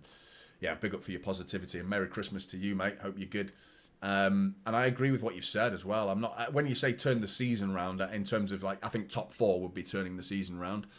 I mean, we are 7th right now, so facts are we are in a top 4 race. Still doable for City. You're just hoping, and I like to think, hopefully, that it's realistic that Forest will decline a little bit, Brighton will decline a little bit, and that could coincide with City just getting that little bit better, and then we've got enough to get over the line and get top 4 football. But that's a simple statement and rings very, very true. But we don't have him. We don't have him. So we have to crack on without him. But yeah, am I deluded in thinking we were the better side in that game? Because I see a lot of people saying that we were poor, but I stress that we are falling into a habit of saying it now. Because, yeah, understandably so, because we have been poor lately. But when you don't play that badly, yeah, to concede a goal is annoying. It was a poor goal to concede. But I mean, what are the stats? Let's sort this out with stats, shall we? What are the stats saying? Right, there we go. They're on my screen. Higher XG, 0.8 for City, 0.4 for Everton. 61% possession for City, 11 shots to their 4 shots. Yeah, the better side. I'm going for a piss. See you later. I know what I'm talking about. I'm not fucking blind. I saw what I saw. We're the better side. Doesn't mean we're going to win the game, but we were the better side in that first half. Definitely. I'll be back in a minute.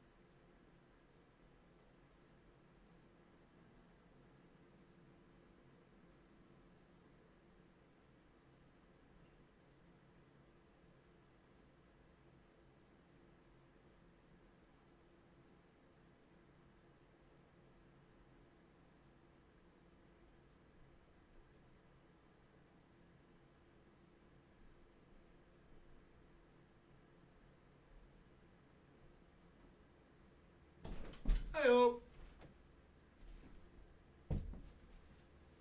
Hey, but what a finish that was from Ndeye. As bad as it was to see it fly into that top corner, it was such a composed finish.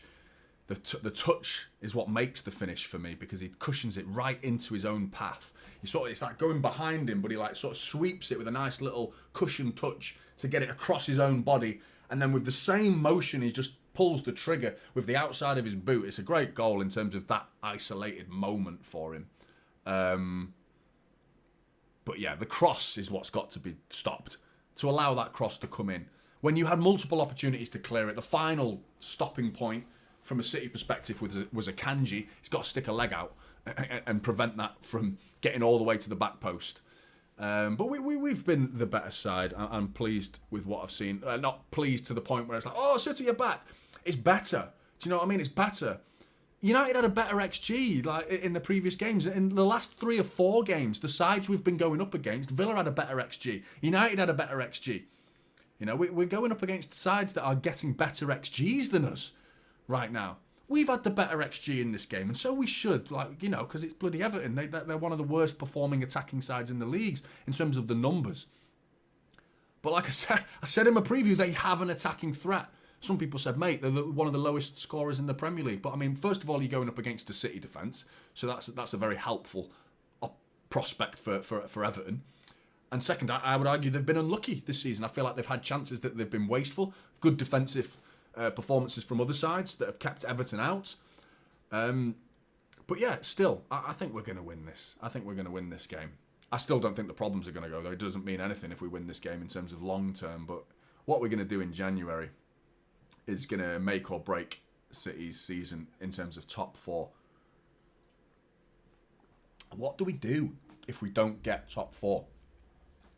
You know, is it 12 years City have been in the Champions League for? 12 years in a row. Do you know what I mean? Like, when they talk about, like, maintaining success and consistency, when Liverpool won the league, what did they do after that? Did they even get into the Champions League the next year, Liverpool? Or wasn't it an Alisson Becker last-minute winner against West Brom, where the goalkeeper, Alisson Becker, comes up and scores a last-minute winner for Liverpool to get them into the top 4 next season? They scraped into the top 4. The last 12 years, City have like finished first, second. I think you can throw in a third in there once. I think that might have been Pep's first season, in fact. Other than that, it's been first, second. You know, and that's with multiple managers I'm talking about as well. That includes going back to the Mancini days. We've been up there, you know, and finishing in the top 4 Champions League spots has been a minimum for this football club. The drop-off has been so big that we are now 7th, but there's a long way to go, and that's the season. That's where we are now. We are in a top 4 race, and January is going to be massive for the football club from a financial perspective, because the money that we're going to miss out on if we don't get into the top 4 is huge. And that therefore affects the transfer market and the policy that we can have going into that market. The budget that we have will be smaller, not next summer. Next summer, we will be able to actually rebuild with budgets that have been earned from previous successful wins as Premier League wins and Champions League wins in 2023 and all the success stories that I could reel off for you right now. We are financially reaping the rewards for all that success right now. We've got a bank full of cash ready to go, legitimate money that people might call illegitimate, depends on whether you're a City fan or not. But we've got money to spend right now going forward. The question is in a year or 2 time, because there will be a massive decline in not next year's books, the year after, because of the reward money will get filtered into the year after's books. And therefore, if we don't finish in the top 4 this season, it's going to be difficult to see City signing players, one in a window or 2 away, like 2026 summer, not 2025 summer, I'm talking 2026 summer. That's going to be difficult. But the obvious problem is the what we offer these players. You know what I mean? Like, in terms of on the pitch, like, are you playing Champions League football? Oh, well, why do I want to play for you then? Because I want to play Champions League football. So yeah, I think that's why we've been able to sign some of the best players in the world. I think that's why Haaland joined Manchester City, because it was like, well, there's no way we're not going to finish in the top 4. I mean, yeah, we'll see how that works out at the end of the season. But I mean, Haaland's the type of player that, I mean, if we weren't to get top for football, would he stick around? Does he want to be at City, not playing Champions League football? It's as much as we're talking about getting players in, do some of these players want to still be here if they're not getting Champions League football? Because we all know how much he loves the Champions League. He's got the ringtone, the album for the Champions League is his ringtone. So, I mean, that doesn't mean you're a super fan or anything. That's kind of a weird, if that's the criteria. But to be fair, my ringtone is actually the Martin Tyler commentary for the Aguero goal. I love it when people ring me. I very rarely have my phone on loud. But when I do, I hope I'm surrounded by United fans because it's fucking brilliant. And it's like, Balotelli, Aguero, blah, blah, blah. Everyone knows how that commentary goes. It's brilliant. But yeah, anyway, where am I going with this? Bear with me. Oh, shit. Just need to go and open the front door because the missus is locked out. So I'll be back in 1 second. Fucking hell, I'm going to get in trouble here.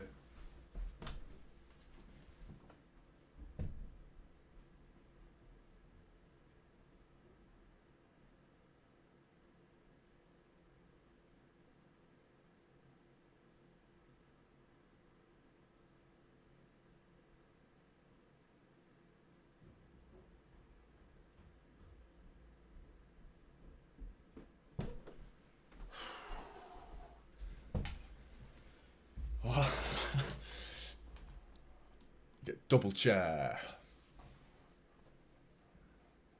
The chair came back. Fucking chair. I love giving a fucking elbow. I should get this fucking chair.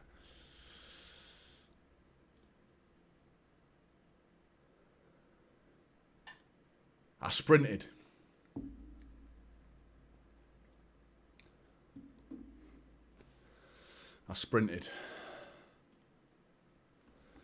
I moved quick, me. I used to be well quick when I was younger. I've proper lost my pace now, Kyle Walker style. Used to be like the number 2 sprinter in school for the Olympics. But you know what I mean, sports day. Why did I say Olympics? But yeah. Big long legs, mate. I'm one of those that when you run, you don't look quick, but then like Yaya, you know what I mean? But you put him next to other people, and it's just like you can't keep up. I'm not as quick as Yaya, but stamina is my problem right now. Not good. Haaland on 100%. I think he's going to score as well. I think these players right now are playing for pride, like personal pride, not the club. I mean, we've gone past that because some of them have not shown enough respect to the badge for me. But you're playing for your own professional careers now. Do you know what I mean? Because this is going on your CV, lads. Even if you want to move from City, were you part of that side that completely capitulated and lost 9 out of 12 games? Yeah, I was part of that side. Do you know what I mean? That's not going to look good on your CV, even if you don't want to be at Manchester City next year. Look at yourselves now. Just do it for yourself at this point. Do you know what I mean? And I'm sure they are. They act like they are. The attitudes of those players in the first half was good. There was a top-level attitude there for me. They cared. They came onto that pitch looking like, come on, let's do this. Let's do this. Second half, underway. Come on, City.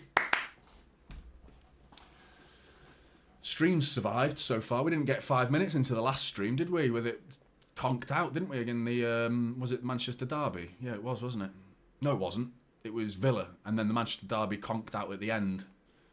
Before United scored. But everyone seemed to think that I ran away because United had scored. I wish I could have that ability.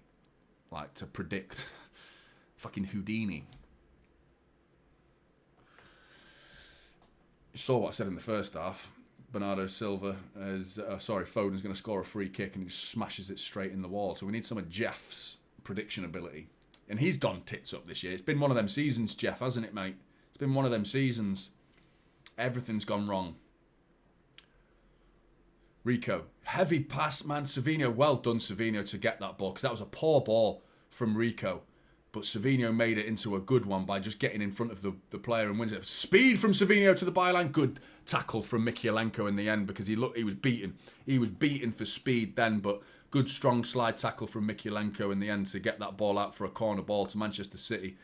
Good football all round, really, I'd say. Good dribbling from Savino. Good bit of defending there from Mykolenko. Foden, double hands in the air. Does this mean it's a shit one? Ball in, near post. Oh, it's bobbling around and it's cleared eventually by Jack Harrison. It just dropped. The ball just like was plucked out of the air, out of nowhere, and it just drops to the feet of Jack Harrison, who's deep in the 6-yard box, and just boots it clear.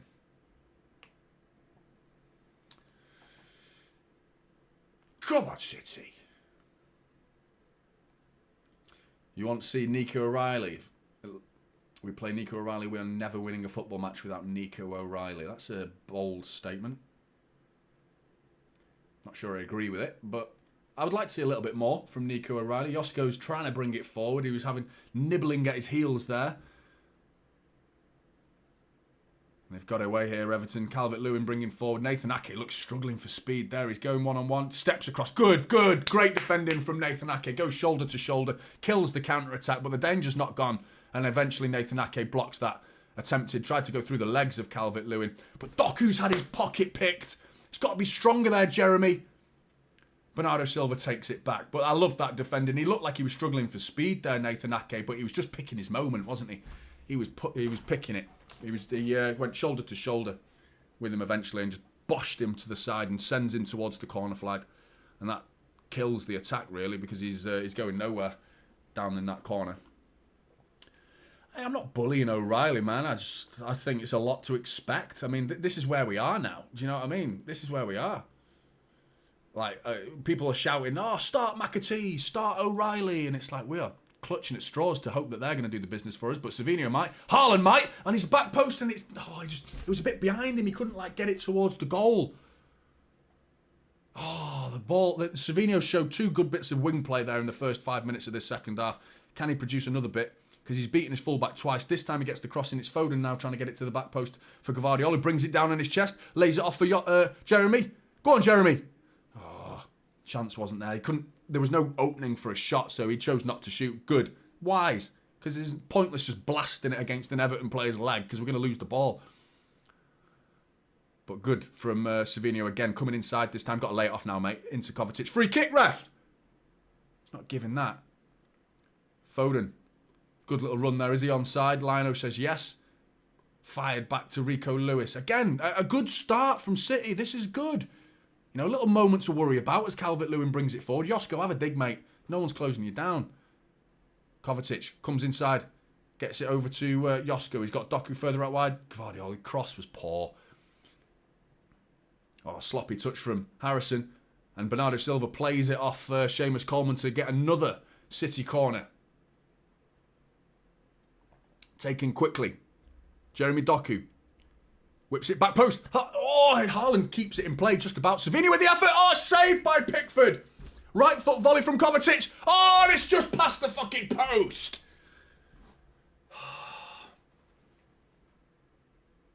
Pep's doing that. I agree, mate. That's good. It's good football. Savinho with the effort. Saved by Pickford.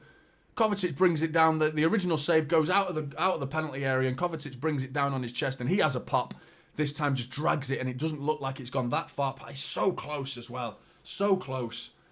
Oh, no way is this going to be one of those grim games where we don't get the 3 points we deserve. I mean, we've not deserved 3 points for a while, but I mean, this feels like a game where we actually deserve to win, and we're not winning, mate. It's fucking killing me, this. Go on, Savinho. Penalty! Get your fucking whistle in, you gob, you twat! Yes! He's giving it! He's giving it! Penalty! Fucking yes! Come on, Savinho wins the penalty. Fucking yes! I fucking told you with a better side. Fucking told you. PK! Got to finish it, though. Is he in the penalty area, though? That's the question. Ooh. I think Savinho slipped, actually. Now I've seen it. I'm not convinced that's a stone wall penalty. I mean, I'm crying for it. Yeah, it's a penalty. That's a penalty. That's a penalty, man. He didn't. It's not, the connection's not great. Savinho sort of slips as he's going into Mykolenko, but Mykolenko's leg doesn't take nothing away from what Mykolenko's doing, because he just swings and just connects with, I think, multiple areas of Savinho. So I mean, it's a penalty. It's a definite penalty, that.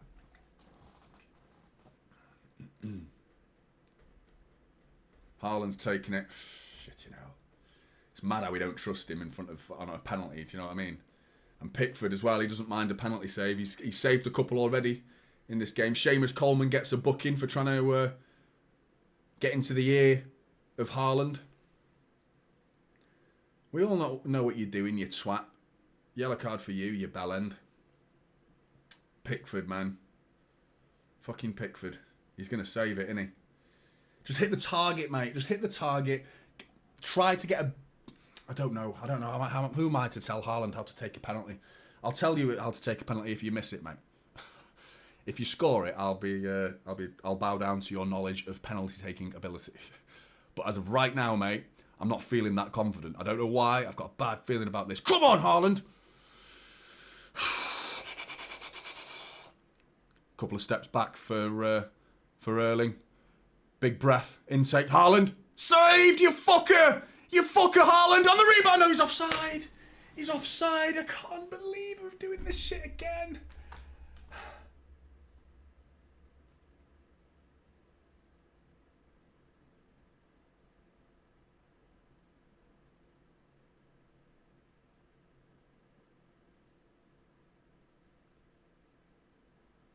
Oh, for fuck's sake. Fucking hell, man. I'm sick of this shit.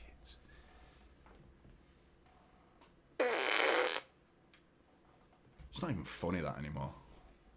It's not even funny.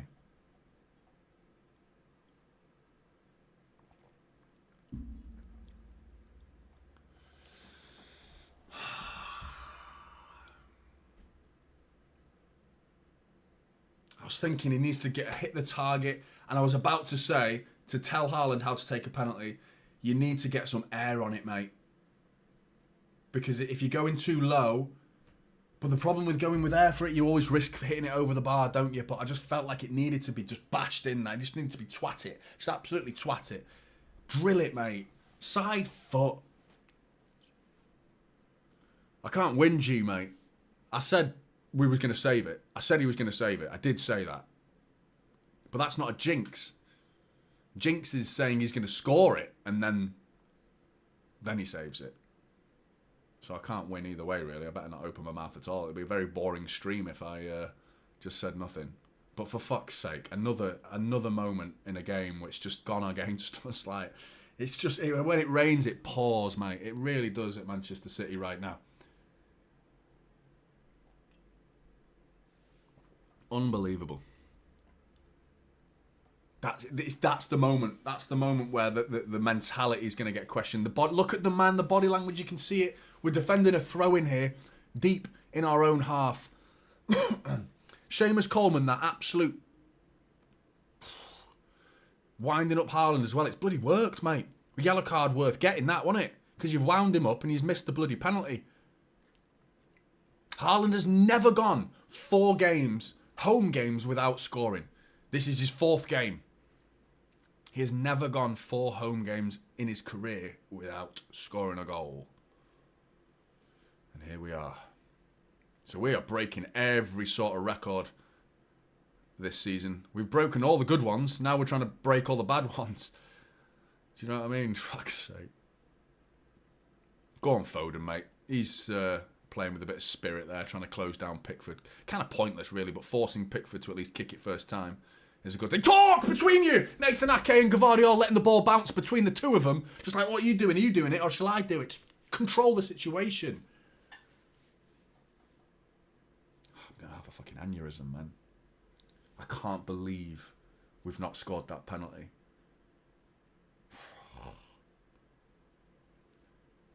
It's not a great penalty either, because it wasn't exactly in the corner, was it? He'd have scored that. I toyed with the idea. I haven't paid attention to my fantasy Premier League, but I've had him in all season, Haaland, because I missed like 3 weeks and then I remember, and then I make a host of transfers. And I thought this morning, I'll take him out, because every time I put a certain player in, it ends up, what's going on there? But I left him in. But I guarantee if I'd taken him out, he'd have scored that. But it's because I left him in, thinking he's bagging a hat-trick today. Like, what was I thinking? What was I thinking? No way. Ball flicked on. And Calvert-Lewin. Ake with a strong tackle. Fuck's sake, City. For fuck's sake. Make sure you're hitting that like button if you've just tuned in. Consider subscribing to Typical City if you're new. Link in the description for memberships if you're interested in supporting the channel even further. It would be hugely appreciated.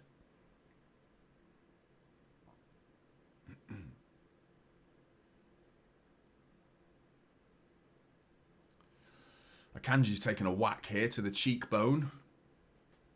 Could do without him getting injured because you're going to be looking at kids coming onto the pitch. Simpson Pusey coming onto this pitch doesn't fill me with confidence, to be honest. It's a corner ball to Everton.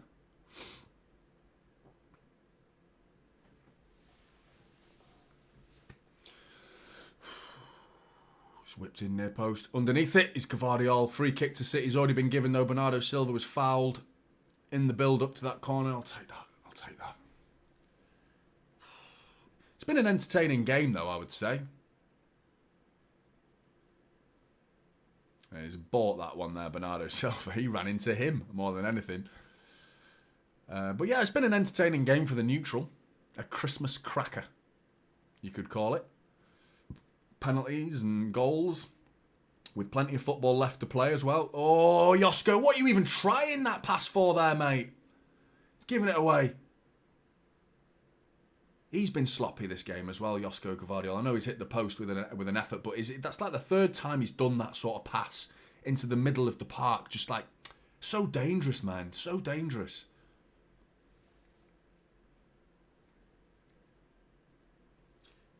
Speaking of Christmas crackers, do you know, apparently on average, 8 arms are broken every year pulling Christmas crackers.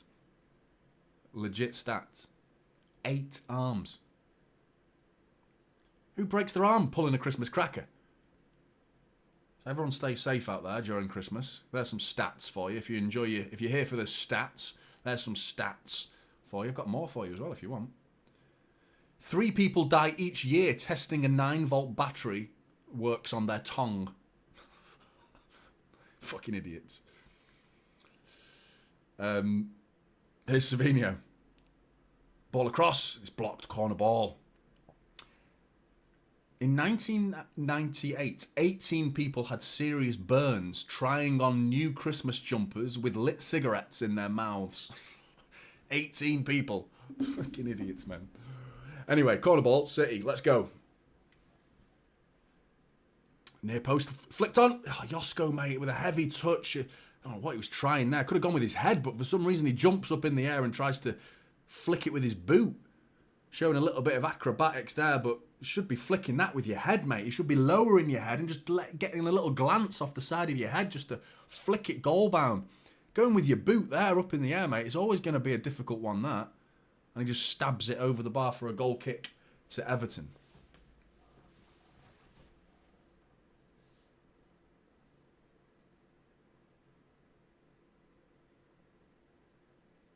Can't read that out, Glenn.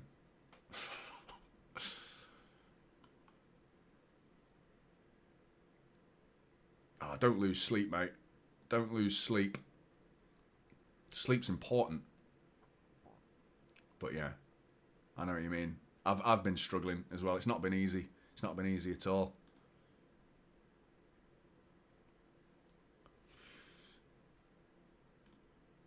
Jeremy Doku showing a little burst of acceleration. He's had it taken off him, but his edge of the area, Bernardo Silva, cleared.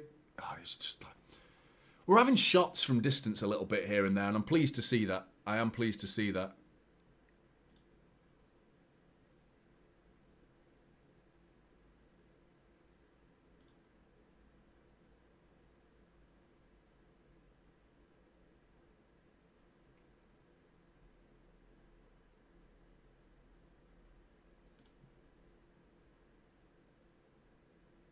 Boom. Grab them.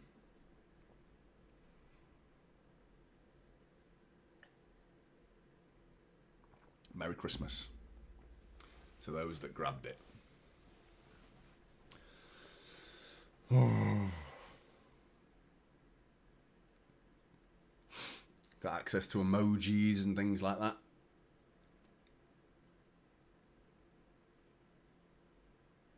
Savinho.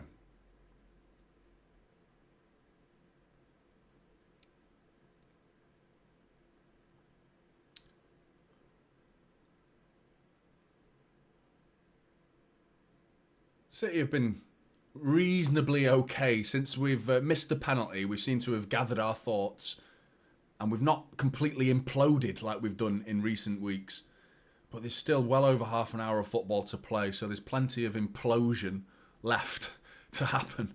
But if anyone looks like scoring, it does look like City still. Look like we could get this second goal that we deserve, man. We deserve a second goal. We really do. Kovacic, edge of the area. Shot is blocked. Rico chasing that one. No, he's left it because he's worried about Decore on the overlap, and he got caught in no man's land there. You got to make a decision there, Rico. You gone for one. You didn't go for it in the end. Nathan Ake steps across and prevents Calvert-Lewin getting out. But Rico Lewis, you got to commit or don't commit. Stay with the runner or commit to the ball, Rico. He chose neither in that situation. Very difficult for defenders to pick the right moment. But like I said in the first half, indecisiveness is one of the worst things you can do on a pitch because it means nothing happens. You know, and nothing can't happen in that situation. You either go to the ball, which would have been the wrong thing to do, or completely track the run. He didn't do that either. Ball over the top. Calvert-Lewin's got to be offside. Nathan Ake stuck his hand in the air, but it doesn't matter because Calvert-Lewin's blasted it over the bar.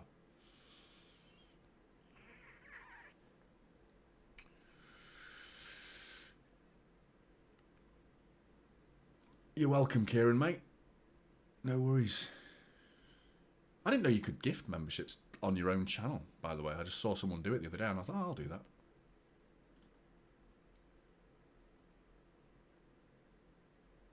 You too, mate. And you.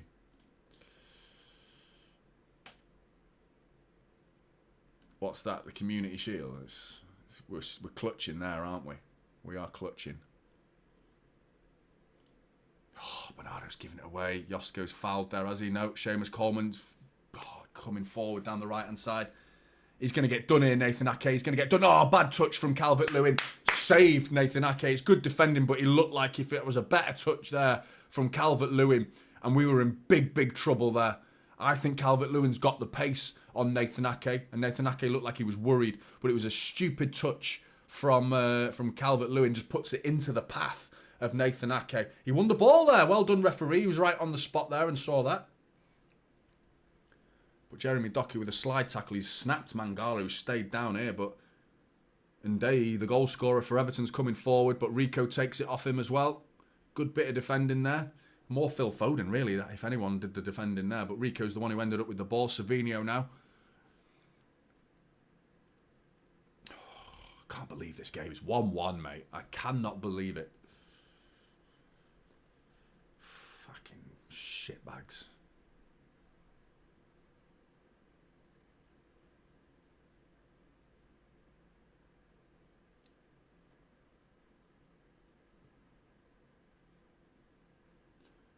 Slowed down. The tempo's died a little bit, and that's not good. That's not good for City because here we go. Sped it up a little bit. Go on, Doku into the penalty area. Oh, he's just running down dead ends. It's a blind alley. There's not. He's trying too much. He needs to simplify his game a little bit, Jeremy Doku. You don't have to beat everybody. Sometimes a pass, mate. One more pass over. So I think it was Gvardiol who was out on the left-hand side. Instead, he tries to beat a couple of players first, and then tries to find the pass. And he's just, by doing that, you've made the gap smaller. You've brought the defenders over to the free player. The ball moves quicker than a human being. That's a fact. Haaland into the penalty area. He's had it taken off him. Didn't know what to do there, but he was trying to go onto his right foot. But I mean, it's probably the first time in the game that Haaland's really had an opportunity to potentially control the ball and have a shot. But Doku's won it back. Well done, Doku. Gets it inside to Bernardo Silva. Everton caught on the heels a little bit. Inside to into Foden, sorry. He's got Savinho on the overlap. Savinho, run, mate!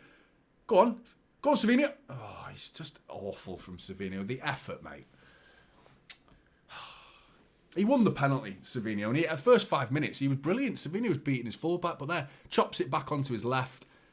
And just look at this for an effort. Look at that for a shot. What is that?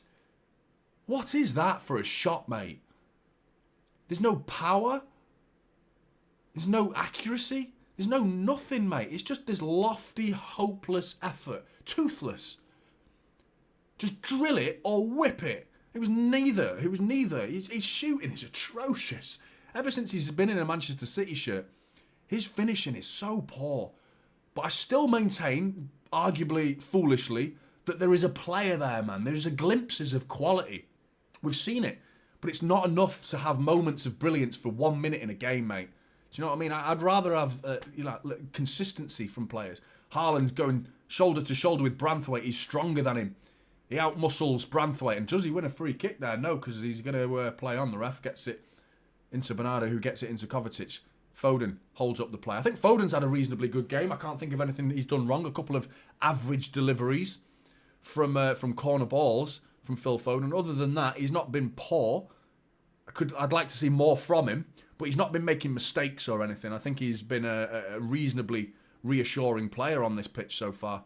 Bernardo Silva's got himself a goal as well. Rico looking for Haaland, but Haaland was offside, so he didn't even bother. Foden trying to pick up the fans. And he's right. I think I wouldn't be surprised if it's a bit of a... Yeah, it's flat. It is a flat atmosphere at the Etihad. But, I mean, sometimes the players need to pick the fans up. You know, you need to do better on the pitch and then you'll hear the fans. Rico steps in. Great interception by Rico Lewis. Starts... And he gives it away, mate. You've done the hard bit, and now you've made it even harder because you're out of position. We've got to get back now. And Day driving across. There's a man over here.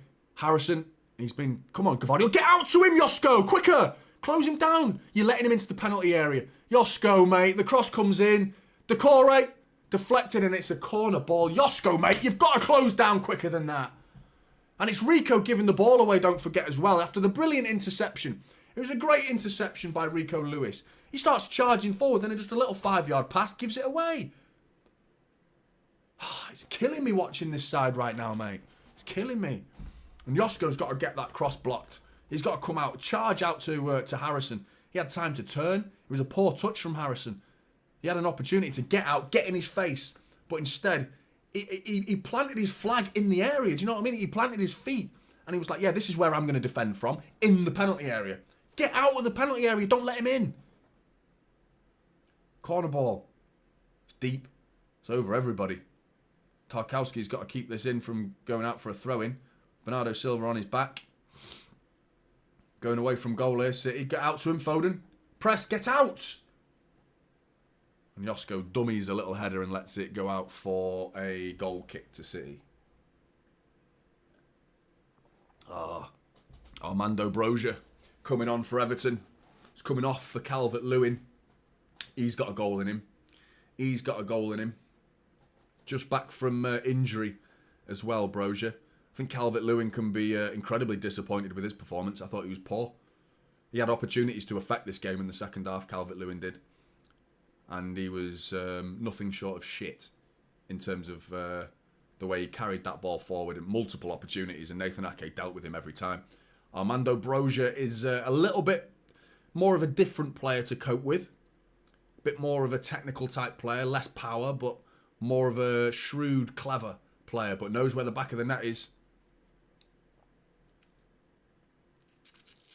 Shit, come on, City. 20 minutes to go.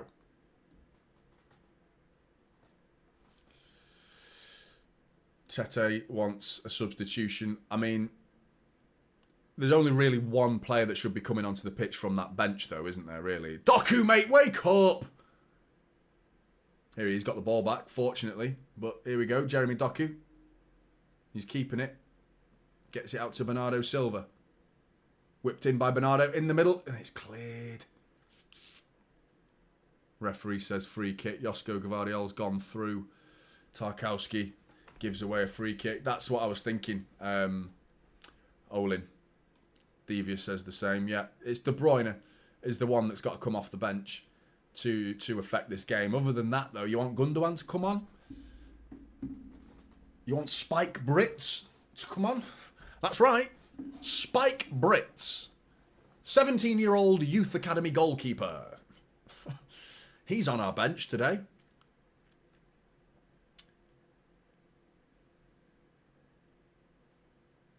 Should have got into a volleyball with a name like Spike, shouldn't he? Terrible. Ake, first one-on-one with Brozier, deals with it, and then points to Gvardiol, says, that's your man. Well done, Jeremy Doku, by the corner flag. Right, you've done the hard bit, mate. That's a free kick. Get him in the book. Doku's had a frustrating game, hasn't he? Really frustrating to watch him because he's so involved. He's just not doing it enough. Like when he gets into the dangerous areas where you can actually affect the game and score goals, create chances. I would argue... excuse me. I would argue Doku's been a better player in the first 2/3 of the pitch. When he gets into the final third, he's let himself down a little bit. But that's where we want to have him. We don't want a player like Doku playing his game in the middle third of the pitch. But that's where he's been playing. Coming inside a little bit as well, allowing Josko Gvardiol to go around the outside of him. But yeah, again, it's just about the end product from Jeremy Doku. We need to see more. We need to see a better level of quality. Nathan Ake, again, wins the header.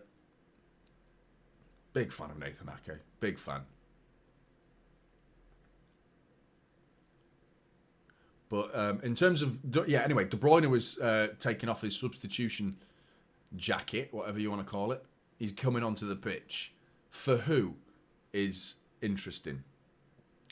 I have a feeling it might be like Savinho or something like that, and I'm not sure I agree with that. I think Bernardo Silva is up for debate, even though he's scored. I feel like Bernardo Silva is straight swap for Kevin De Bruyne. That's who I would pick. But I have a feeling Pep is going to go with Savinho and put Foden out wide a little bit where Savinho is and bring De Bruyne into Foden's current position. That's what I think he might do. I mean, if it's Doku, I'll be surprised if it's Doku because, I mean, even though he's not affected the game enough, I still feel like there's a long way to go. He still could affect the game. Whereas Savinho is not showing as much likeliness that he is going to do anything in this game. But he's got the ball right now. Plays it back safely to Rico, inside to Kovacic. Further one across to Gvardiol. Thinks about the shot, Josko, and it's blocked. He's got to go back into that left-back position because the ball's ricocheted all the way back, and it's Josko who's picked it up, gets it into Nathan Ake, out to Doku with Seamus Coleman to beat. Just push it past him, mate. You're quicker than him. Oh, Doku. Loses the ball. Tackle there, ref. No, he's given a foul, ref. Ah, he won the ball there, mate. He won the ball.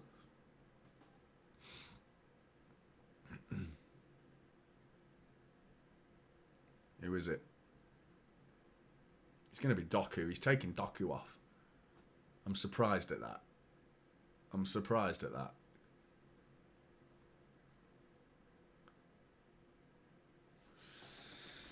Oh, Kevin De Bruyne. Can't get his captain's armband on. Bernardo's handing it over. Maverick's not surprised. It's the end product, mate. I think he's been lively. Frustratingly lively. I think that's the way to... see you, Jeff.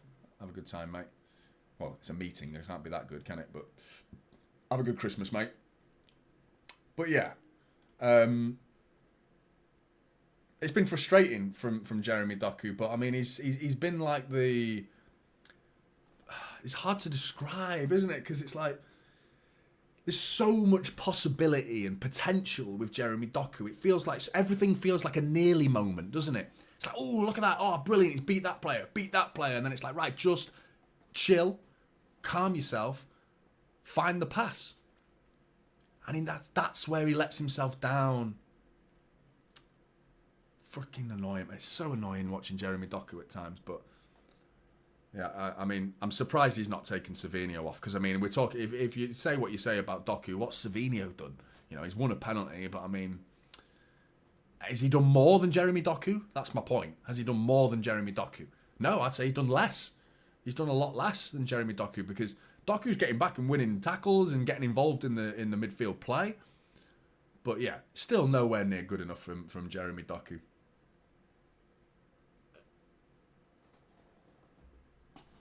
Devious wants Mabama.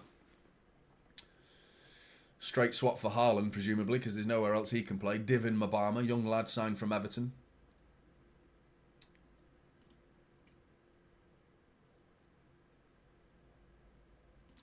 Paul says Savino's been twice as good as Doku. Jonny should have gone to Specsavers. I mean, I don't know how you measure someone being twice as good as anybody, but I don't know what the metrics are there, mate. But no, I'm not sure what Savino's done that Doku hasn't really. He won a penalty. I think that was a good bit of play. 5 minutes of quality from Doku at the beginning, from Savino, sorry, at the beginning of this half. But I mean, he's not done anything since then. Need to see more from both of them. That's the point. It's not really like, oh, Savino versus Doku, who's better? Today, my opinion is Doku's been a little bit more involved in the build-up play and he's offered more well-rounded football performance than Savino has. It doesn't mean I don't think Savino's got potential or therefore I hate Savino. It doesn't have to be that. It doesn't have to be this player versus that player. I just feel like it's not been good enough from either of them. And I wanted them to start. That was my preview. I was like, I want to see Savino on the right, Doku on the left, or switch them round, whichever. I'm not that bothered on the which side. It offers a different dynamic. Obviously, players have a tendency to drift inside more, which is why Doku's been on the left today, to get out of the way of Josko Gvardiol's runs down the outside of him. Go on, Savino's in there. Ball over the top. Savino brings it down. Ball to the back post for Savino. Haaland lays it off. Oh, fucking hell. It's a great ball by Savino. First time he's actually got the cross right on the money to Erling Haaland. Then he tries to nod it across the face of goal to where Bernardo Silva was coming in late. But it was just overhit header by Haaland. De Bruyne now into Phil Foden. Pokes it and it's cleared. Ray, thanks for the super chat, mate. Do you still believe Pep is the man for City? 125 billion%, I do. Yes, I do. Absolutely. Free kick. De Bruyne has won a free kick, but he stayed down as well, holding his shin. Yep. He did. He missed a PK.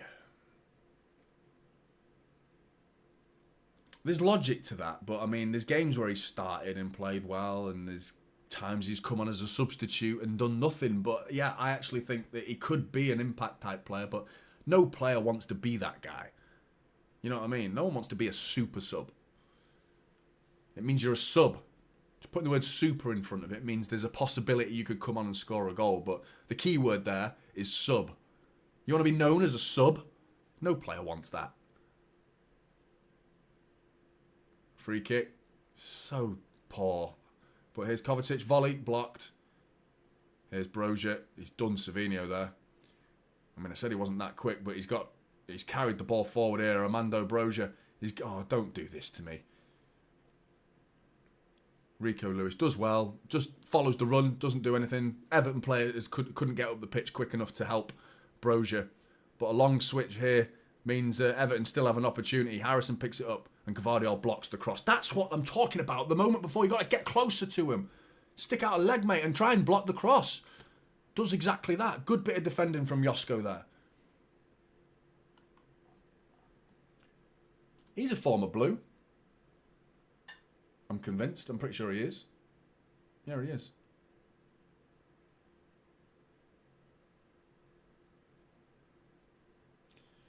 Well, yeah, I mean, sometimes the delivery, there's nothing you can do. You can practice set pieces all day long and manoeuvre the chess pieces on the board within the penalty area as much as you want. You can think of all the most extravagant plays you can possibly think of, to the point where you've got some sort of like NFL style playbook for a corner. But if the delivery that comes into the box is shit, there's nothing that the set piece coach can do about that. You know what I mean? If you're going to put a poor ball in, it's a poor ball. You can't do anything about it.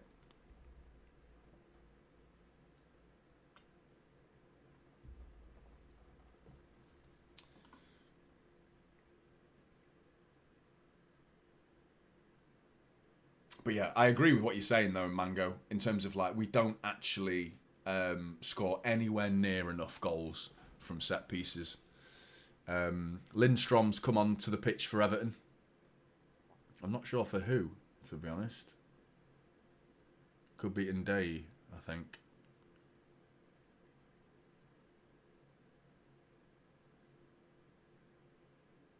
Well, I might be injured. I'm pleased with that. If Nday's going off. Because he's been a bright spark for them. Got the goal, of course. But off he goes. You're hoping it's an injury. Well, no, from an Everton point of view, you're hoping it's an injury. But from a City point of view, you're just glad he's off. Stronger there, Kovacic, mate. You've got to be stronger. Doucouré's just walking through him, man. Lindstrom's just come onto the pitch. Is anyone going to fucking bother tackling him? Fucking hell, man. He was just like a man just like running around a pitch with a bunch of 6-year-olds. Oh, it's ball in. Brozier's heavy touch. No. Fucking hell. Took a wicked deflection there, man. A wicked deflection off Mangala's shot. Looked like it was probably going wide. Yeah, it was going wide and then it clips the heels of Akanji and you're just waiting for the net to just bulge with a football in it. Fuck's sake. Corner ball. Yeah, that's...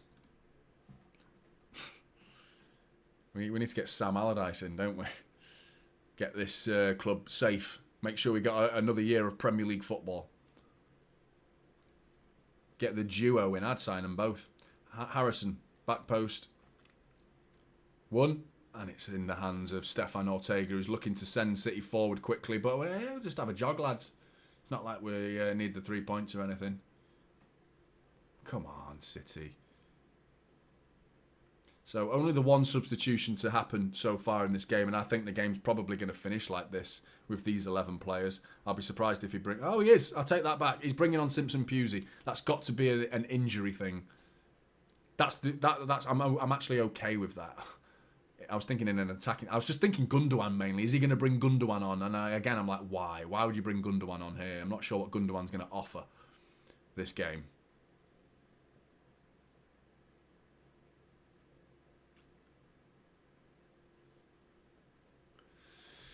Seven minutes of normal time there or thereabouts to go. Plus injury time. Oh, I can't believe this. De Bruyne steps forward. Into Haaland. He can't bring it down. I'm not sure the pass was that good. He had to stretch his leg out, but it wasn't really into him. But Haaland's got to be... we got a question. I mean... He's bringing on Gundogan. Why is he doing this? It's like, why, Pap? He's bringing on Gundogan. It's made me, like, shiver. Like, what's the thinking there? For who? It's got to be Bernardo Silva, hasn't it? Kovacic. Okay. I'm not sure why he's bringing on Gundogan. It's got to be just fitness, fresh. A fresh pair of legs. That's all I can think. Just enough to get through the final 5 minutes of this game. It's got to be that. For footballing reasons, Kovacic should stay on the pitch. But for fitness reasons and ability to run, maybe that's what he's thinking. It's got to be the Simpson Pusey one, because Nathan Ake looked like he was struggling to run at the beginning of the game, let alone now, with 85 minutes gone. So well played Nathan Ake, by the way, who seems like he's carrying an injury. And still... arguably, probably the player of the game, really. Man of the match for me. Nathan Ake. He's played well. He's done well. Everything he's dealt with, he's dealt with. I mean, didn't have anything... I can't really blame him for the goal that Everton scored. I'd have to look back at it and nitpick to try and find a Nathan Ake fault. But that goal, with Doku's at fault for a lot of that goal for me. Because he could have brought that ball down. Prevented the cross. I think Gvardiol could have helped him in blocking that cross. Akanji could have done better with the cross that eventually came in, actually clearing it. But, yeah. Gundogan into Rico. Savinho on the outside of him. It's a slow ball again. That's what I'm saying. Rico, mate, fire it in. And Savinho just demands the linesman give him a... What? Because what, did he breathe on you? Sorry? Is he not allowed to fucking breathe? Savinho, mate, it's a contact sport. He just touched you. Just stopping and going like that to the referee, think you're going to buy yourself a free kick. Fucking hell, mate.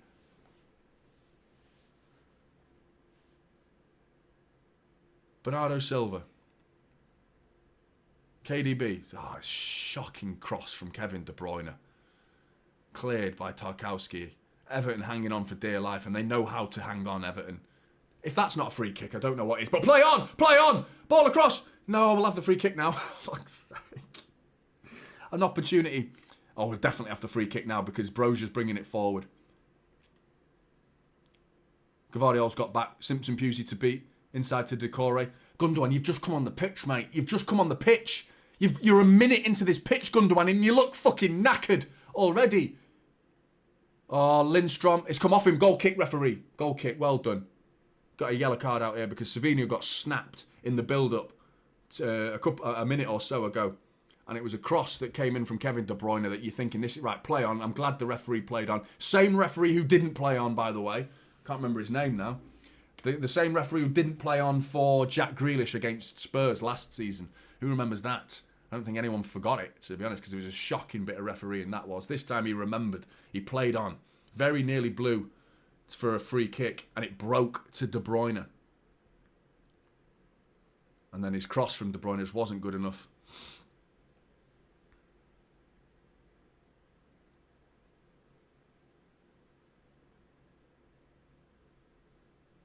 Gundogan's movement then. Decore was joining a counter-attack as Brozier, a minute ago, was coming down the right wing.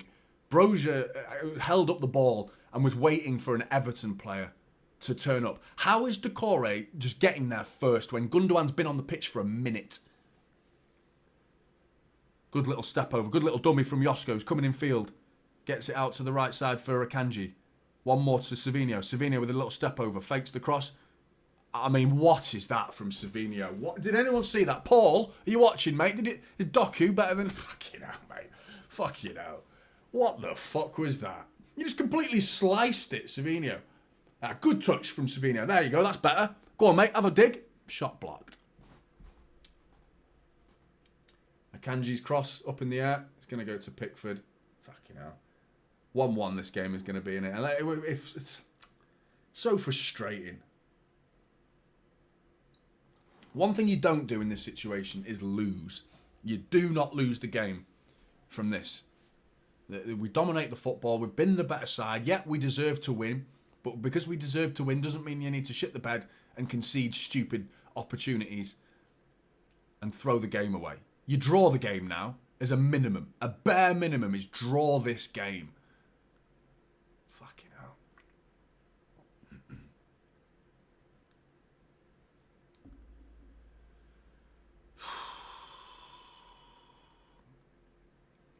31 people have died since 1996 by watering their Christmas tree while the fairy lights were plugged in. There's another Christmas stat for you. So many idiots out there, isn't there? You're looking at one right now. He's on your screen right now. Come on, City, for fuck's sake. I wouldn't water my Christmas tree, though. I'm not that thick. But, yeah. I wonder if some of these City players would water their Christmas tree. I bet you some of them would. Bernardo Silva crossed, and it's out for a corner. What, nearly 5 seconds to go of normal time. Stoppage time is 6. 6. You definitely would. I mean, these players don't even know what electricity is. Do you know what I mean?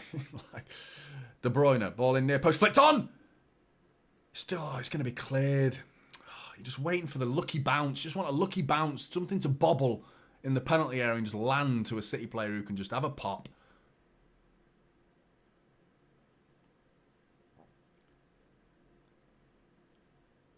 Rico, ball's at the halfway line. Everybody in the Everton half now. Everton have decided a point is a good point. Understandable. Josko holding up the ball, waits for a little run. He could have poked it around the corner to De Bruyne, but he wasn't quite on there. But he's kept the ball. Still 5 minutes to go. Can we nick a stoppage time winner? Oh, Savinho gets lucky. Rico Lewis. Oh, shit, mate. It's so poor. Savinho's pass was meant for De Bruyne. Gets it all wrong. De Bruyne runs ahead, and it ends up getting lucky. The pass from Savinho ends up being lucky. Rico Lewis drifts into that position and then just smashes it over the bar. It's just, yeah, it's just poor.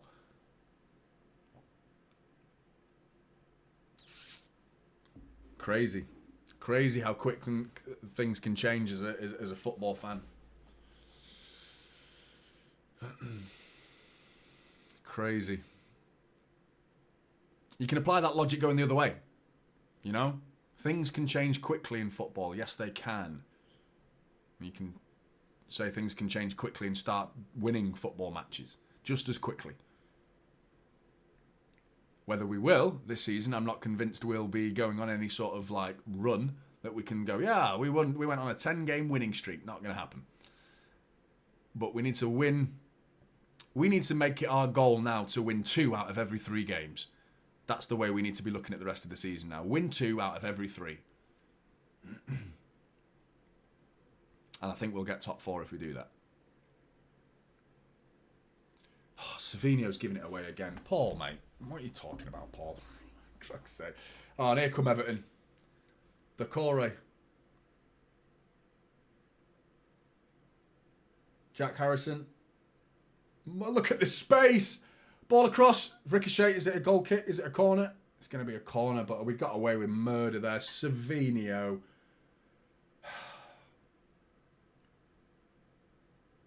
This is what I'm saying. Every fucking week, it's the same shit I hear from fans. Like, should have played Kevin De Bruyne. Last week, played Bernardo Silva against Aston Villa on the right wing. Should have started Savinho. He starts Savinho. Should have started whoever. It doesn't matter. Whoever you play, it doesn't matter.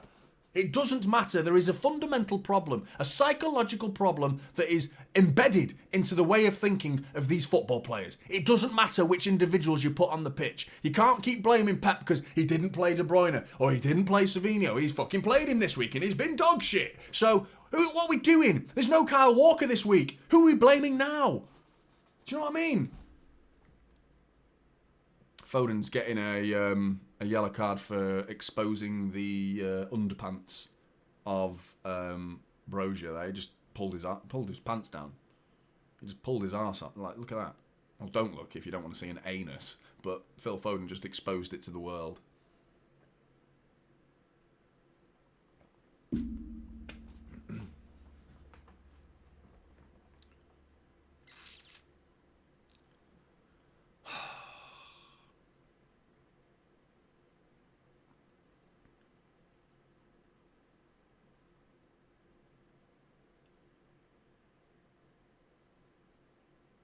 One thing I will say is that I think they've tried today, and I think that was a criticism that they were coming in for in the middle of the week and after the Villa game. I don't agree with that. I don't think they haven't tried today. It's just not good enough. It's just the actual quality at times has just been not been good enough. And I think a lot of decisions that we're seeing on the pitch again today stem from a deeply embedded psychological problem. Haaland's penalty was so underwhelming, wasn't it? Like, even that penalty was just like, wow. And then Savinho with the touch of a fucking... I did well in the end. The first touch was shocking. The second touch was very good from Savinho. But the ball from De Bruyne made it very... It was not an easy pass to control, in fairness to Savinho there. But go on, Savinho. Crosses the ball. Cleared. Everton keep coming forward here. It's 2-on-2. We're going to lose the game. We're literally... It's 4-on-2. It's 4-on-2. I don't believe what I'm witnessing here. Jack Harrison. Oh, and it's blocked. You fucking clowns, man. How? Still in the game, still. We nearly lost the game. That's what I'm talking about right there. It's just sheer stupidity. That's this, man. It's think about it. Don't lose is the main priority, you know? Considering what we've been going through, do not lose. How we ended up in a 4-on-2 situation like that. And it looked like no one was even bothering trying to get back. It was like, oh, well, here we go. Same old story. And a side better than Everton would have won this game, definitely. Oh, and it's out for a throw-in. Looking for that long diagonal ball to Savinho. Overhit by Kevin De Bruyne. Start De Bruyne! He's done fuck all since he's come on. He's just booted the ball out of play. There's shit where it's like blame whoever didn't play or blame Pep for not playing these players. Pep hasn't got enough players to choose from. Half of them are fucking knackered. There goes the full-time whistle. Half of them are fucking knackered. injured, and the rest of them are just completely flat in terms of confidence. They don't have any confidence whatsoever. But I still maintain that we were the better side. But it's Everton. They are relegation fighting Everton. We should have been the better side. I'm not surprised that I'm saying we're the better side. And I'm not surprised that we didn't win the game.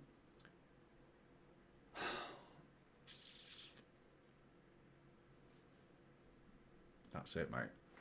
I mean, people say Manchester is red. I mean, have you looked at the Premier League table? Manchester is a horrible poo-coloured brown right now. It is not red or blue. It's poop. But we'll come back from this next season. This season's going to be grim, City fans. I'm promising you that. I don't feel bad in promising you that, but I can guarantee it's going to be a bad season. It's going to be one that's tough, really difficult. But we're weeding out the twats, aren't we? That's what we're doing. We're weeding out the twats. Some in there as well in the chat I'm looking at. There's some of you in there right now. We're weeding them out. We're finding out the real ones. Do you know what I mean? We'll find out who are the real ones. Who's the future of this football club?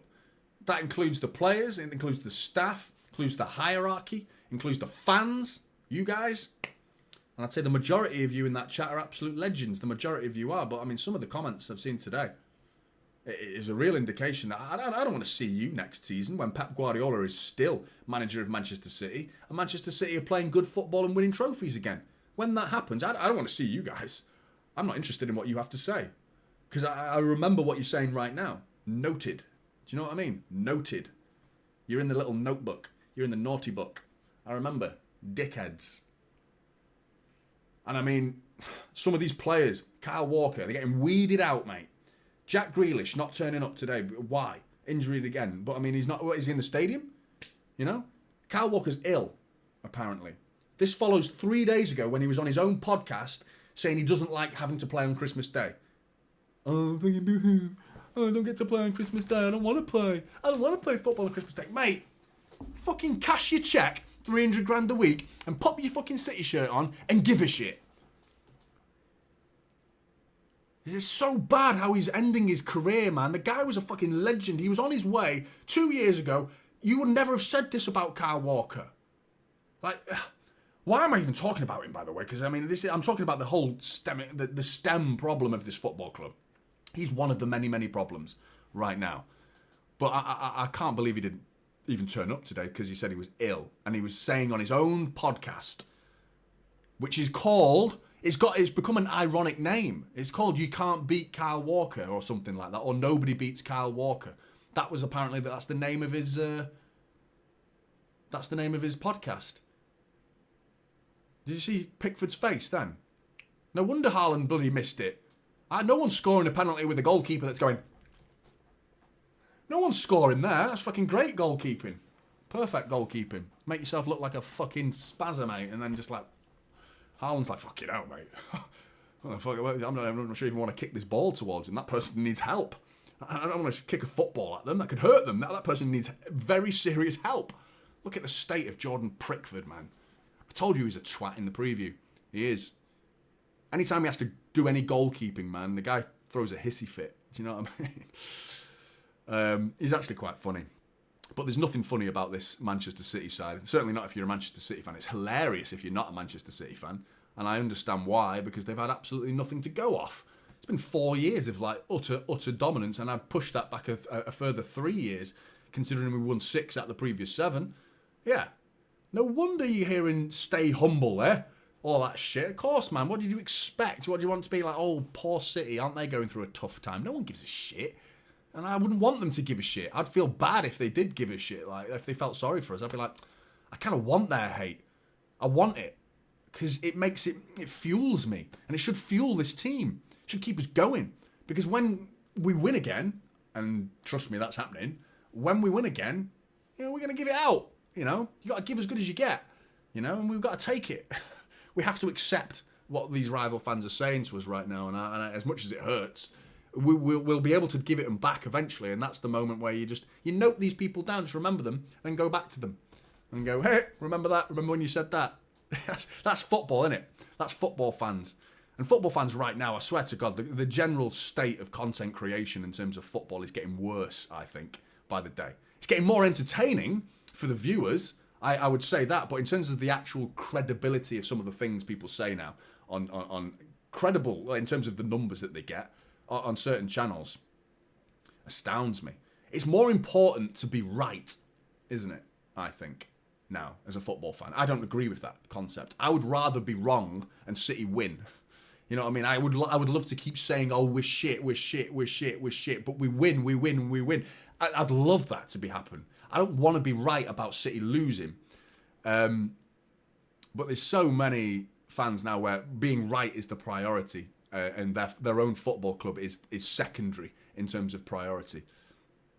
I mean, it's an epidemic. That I think that's generally how football fans think, unfortunately. But yeah, trust me, if City could win again and it meant I had to disappear for a bit, I would happily disappear for a bit. You know what I mean? Sorry, mate. Yeah, I'll turn the timer off. I'm going to have to shoot soon anyway, because the rest of Christmas stuff to do. I presume everyone's having, if you have a Christmas dinner, I'm sure there's lots of people who don't celebrate Christmas, but if that's the case, then you're missing out on Christmas dinner. But I enjoy the leftovers of Christmas dinner, so I think I might try and work that into my life somehow, or not. Might just get a takeaway.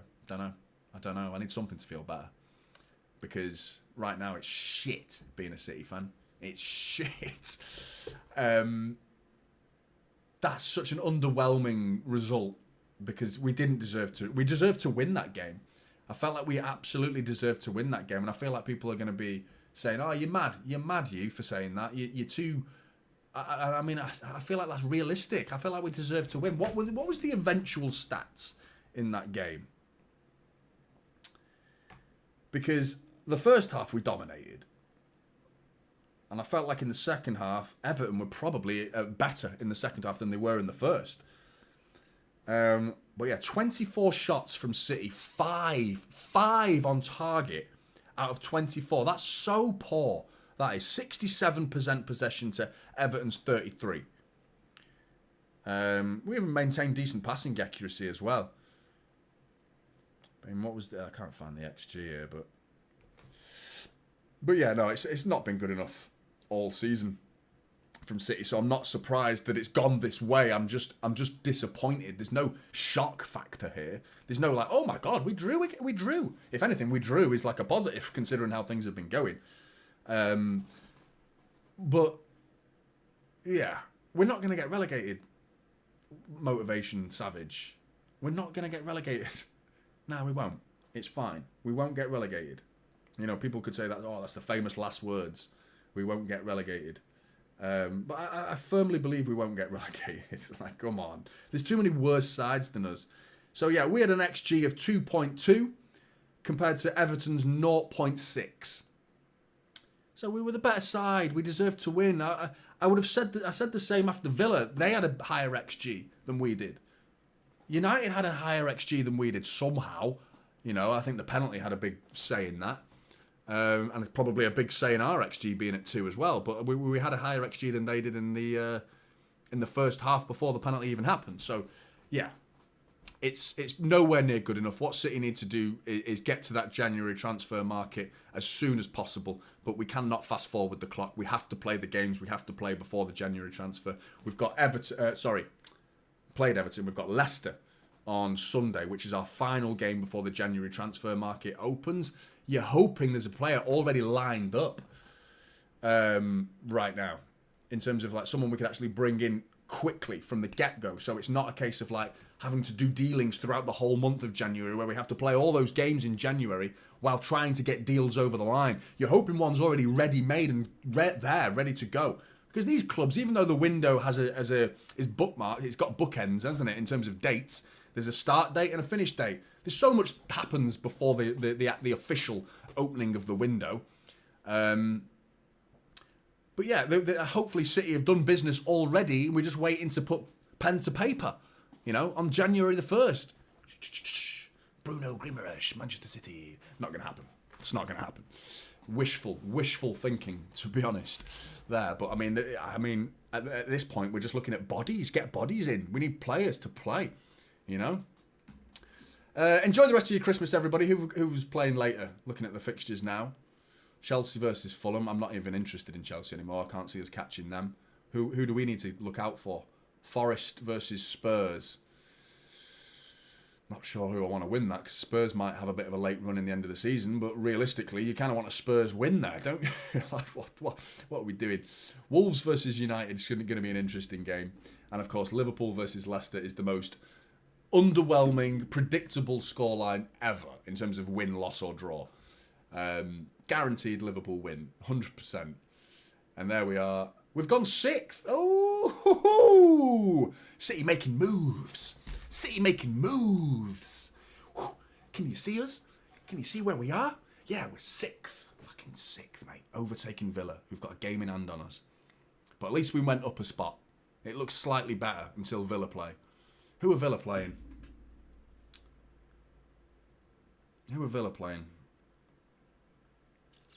Away to Newcastle. That's going to be a great game. I actually might try and watch a bit of that. Not sure I can watch much of it, but that'll be a good game, that will be.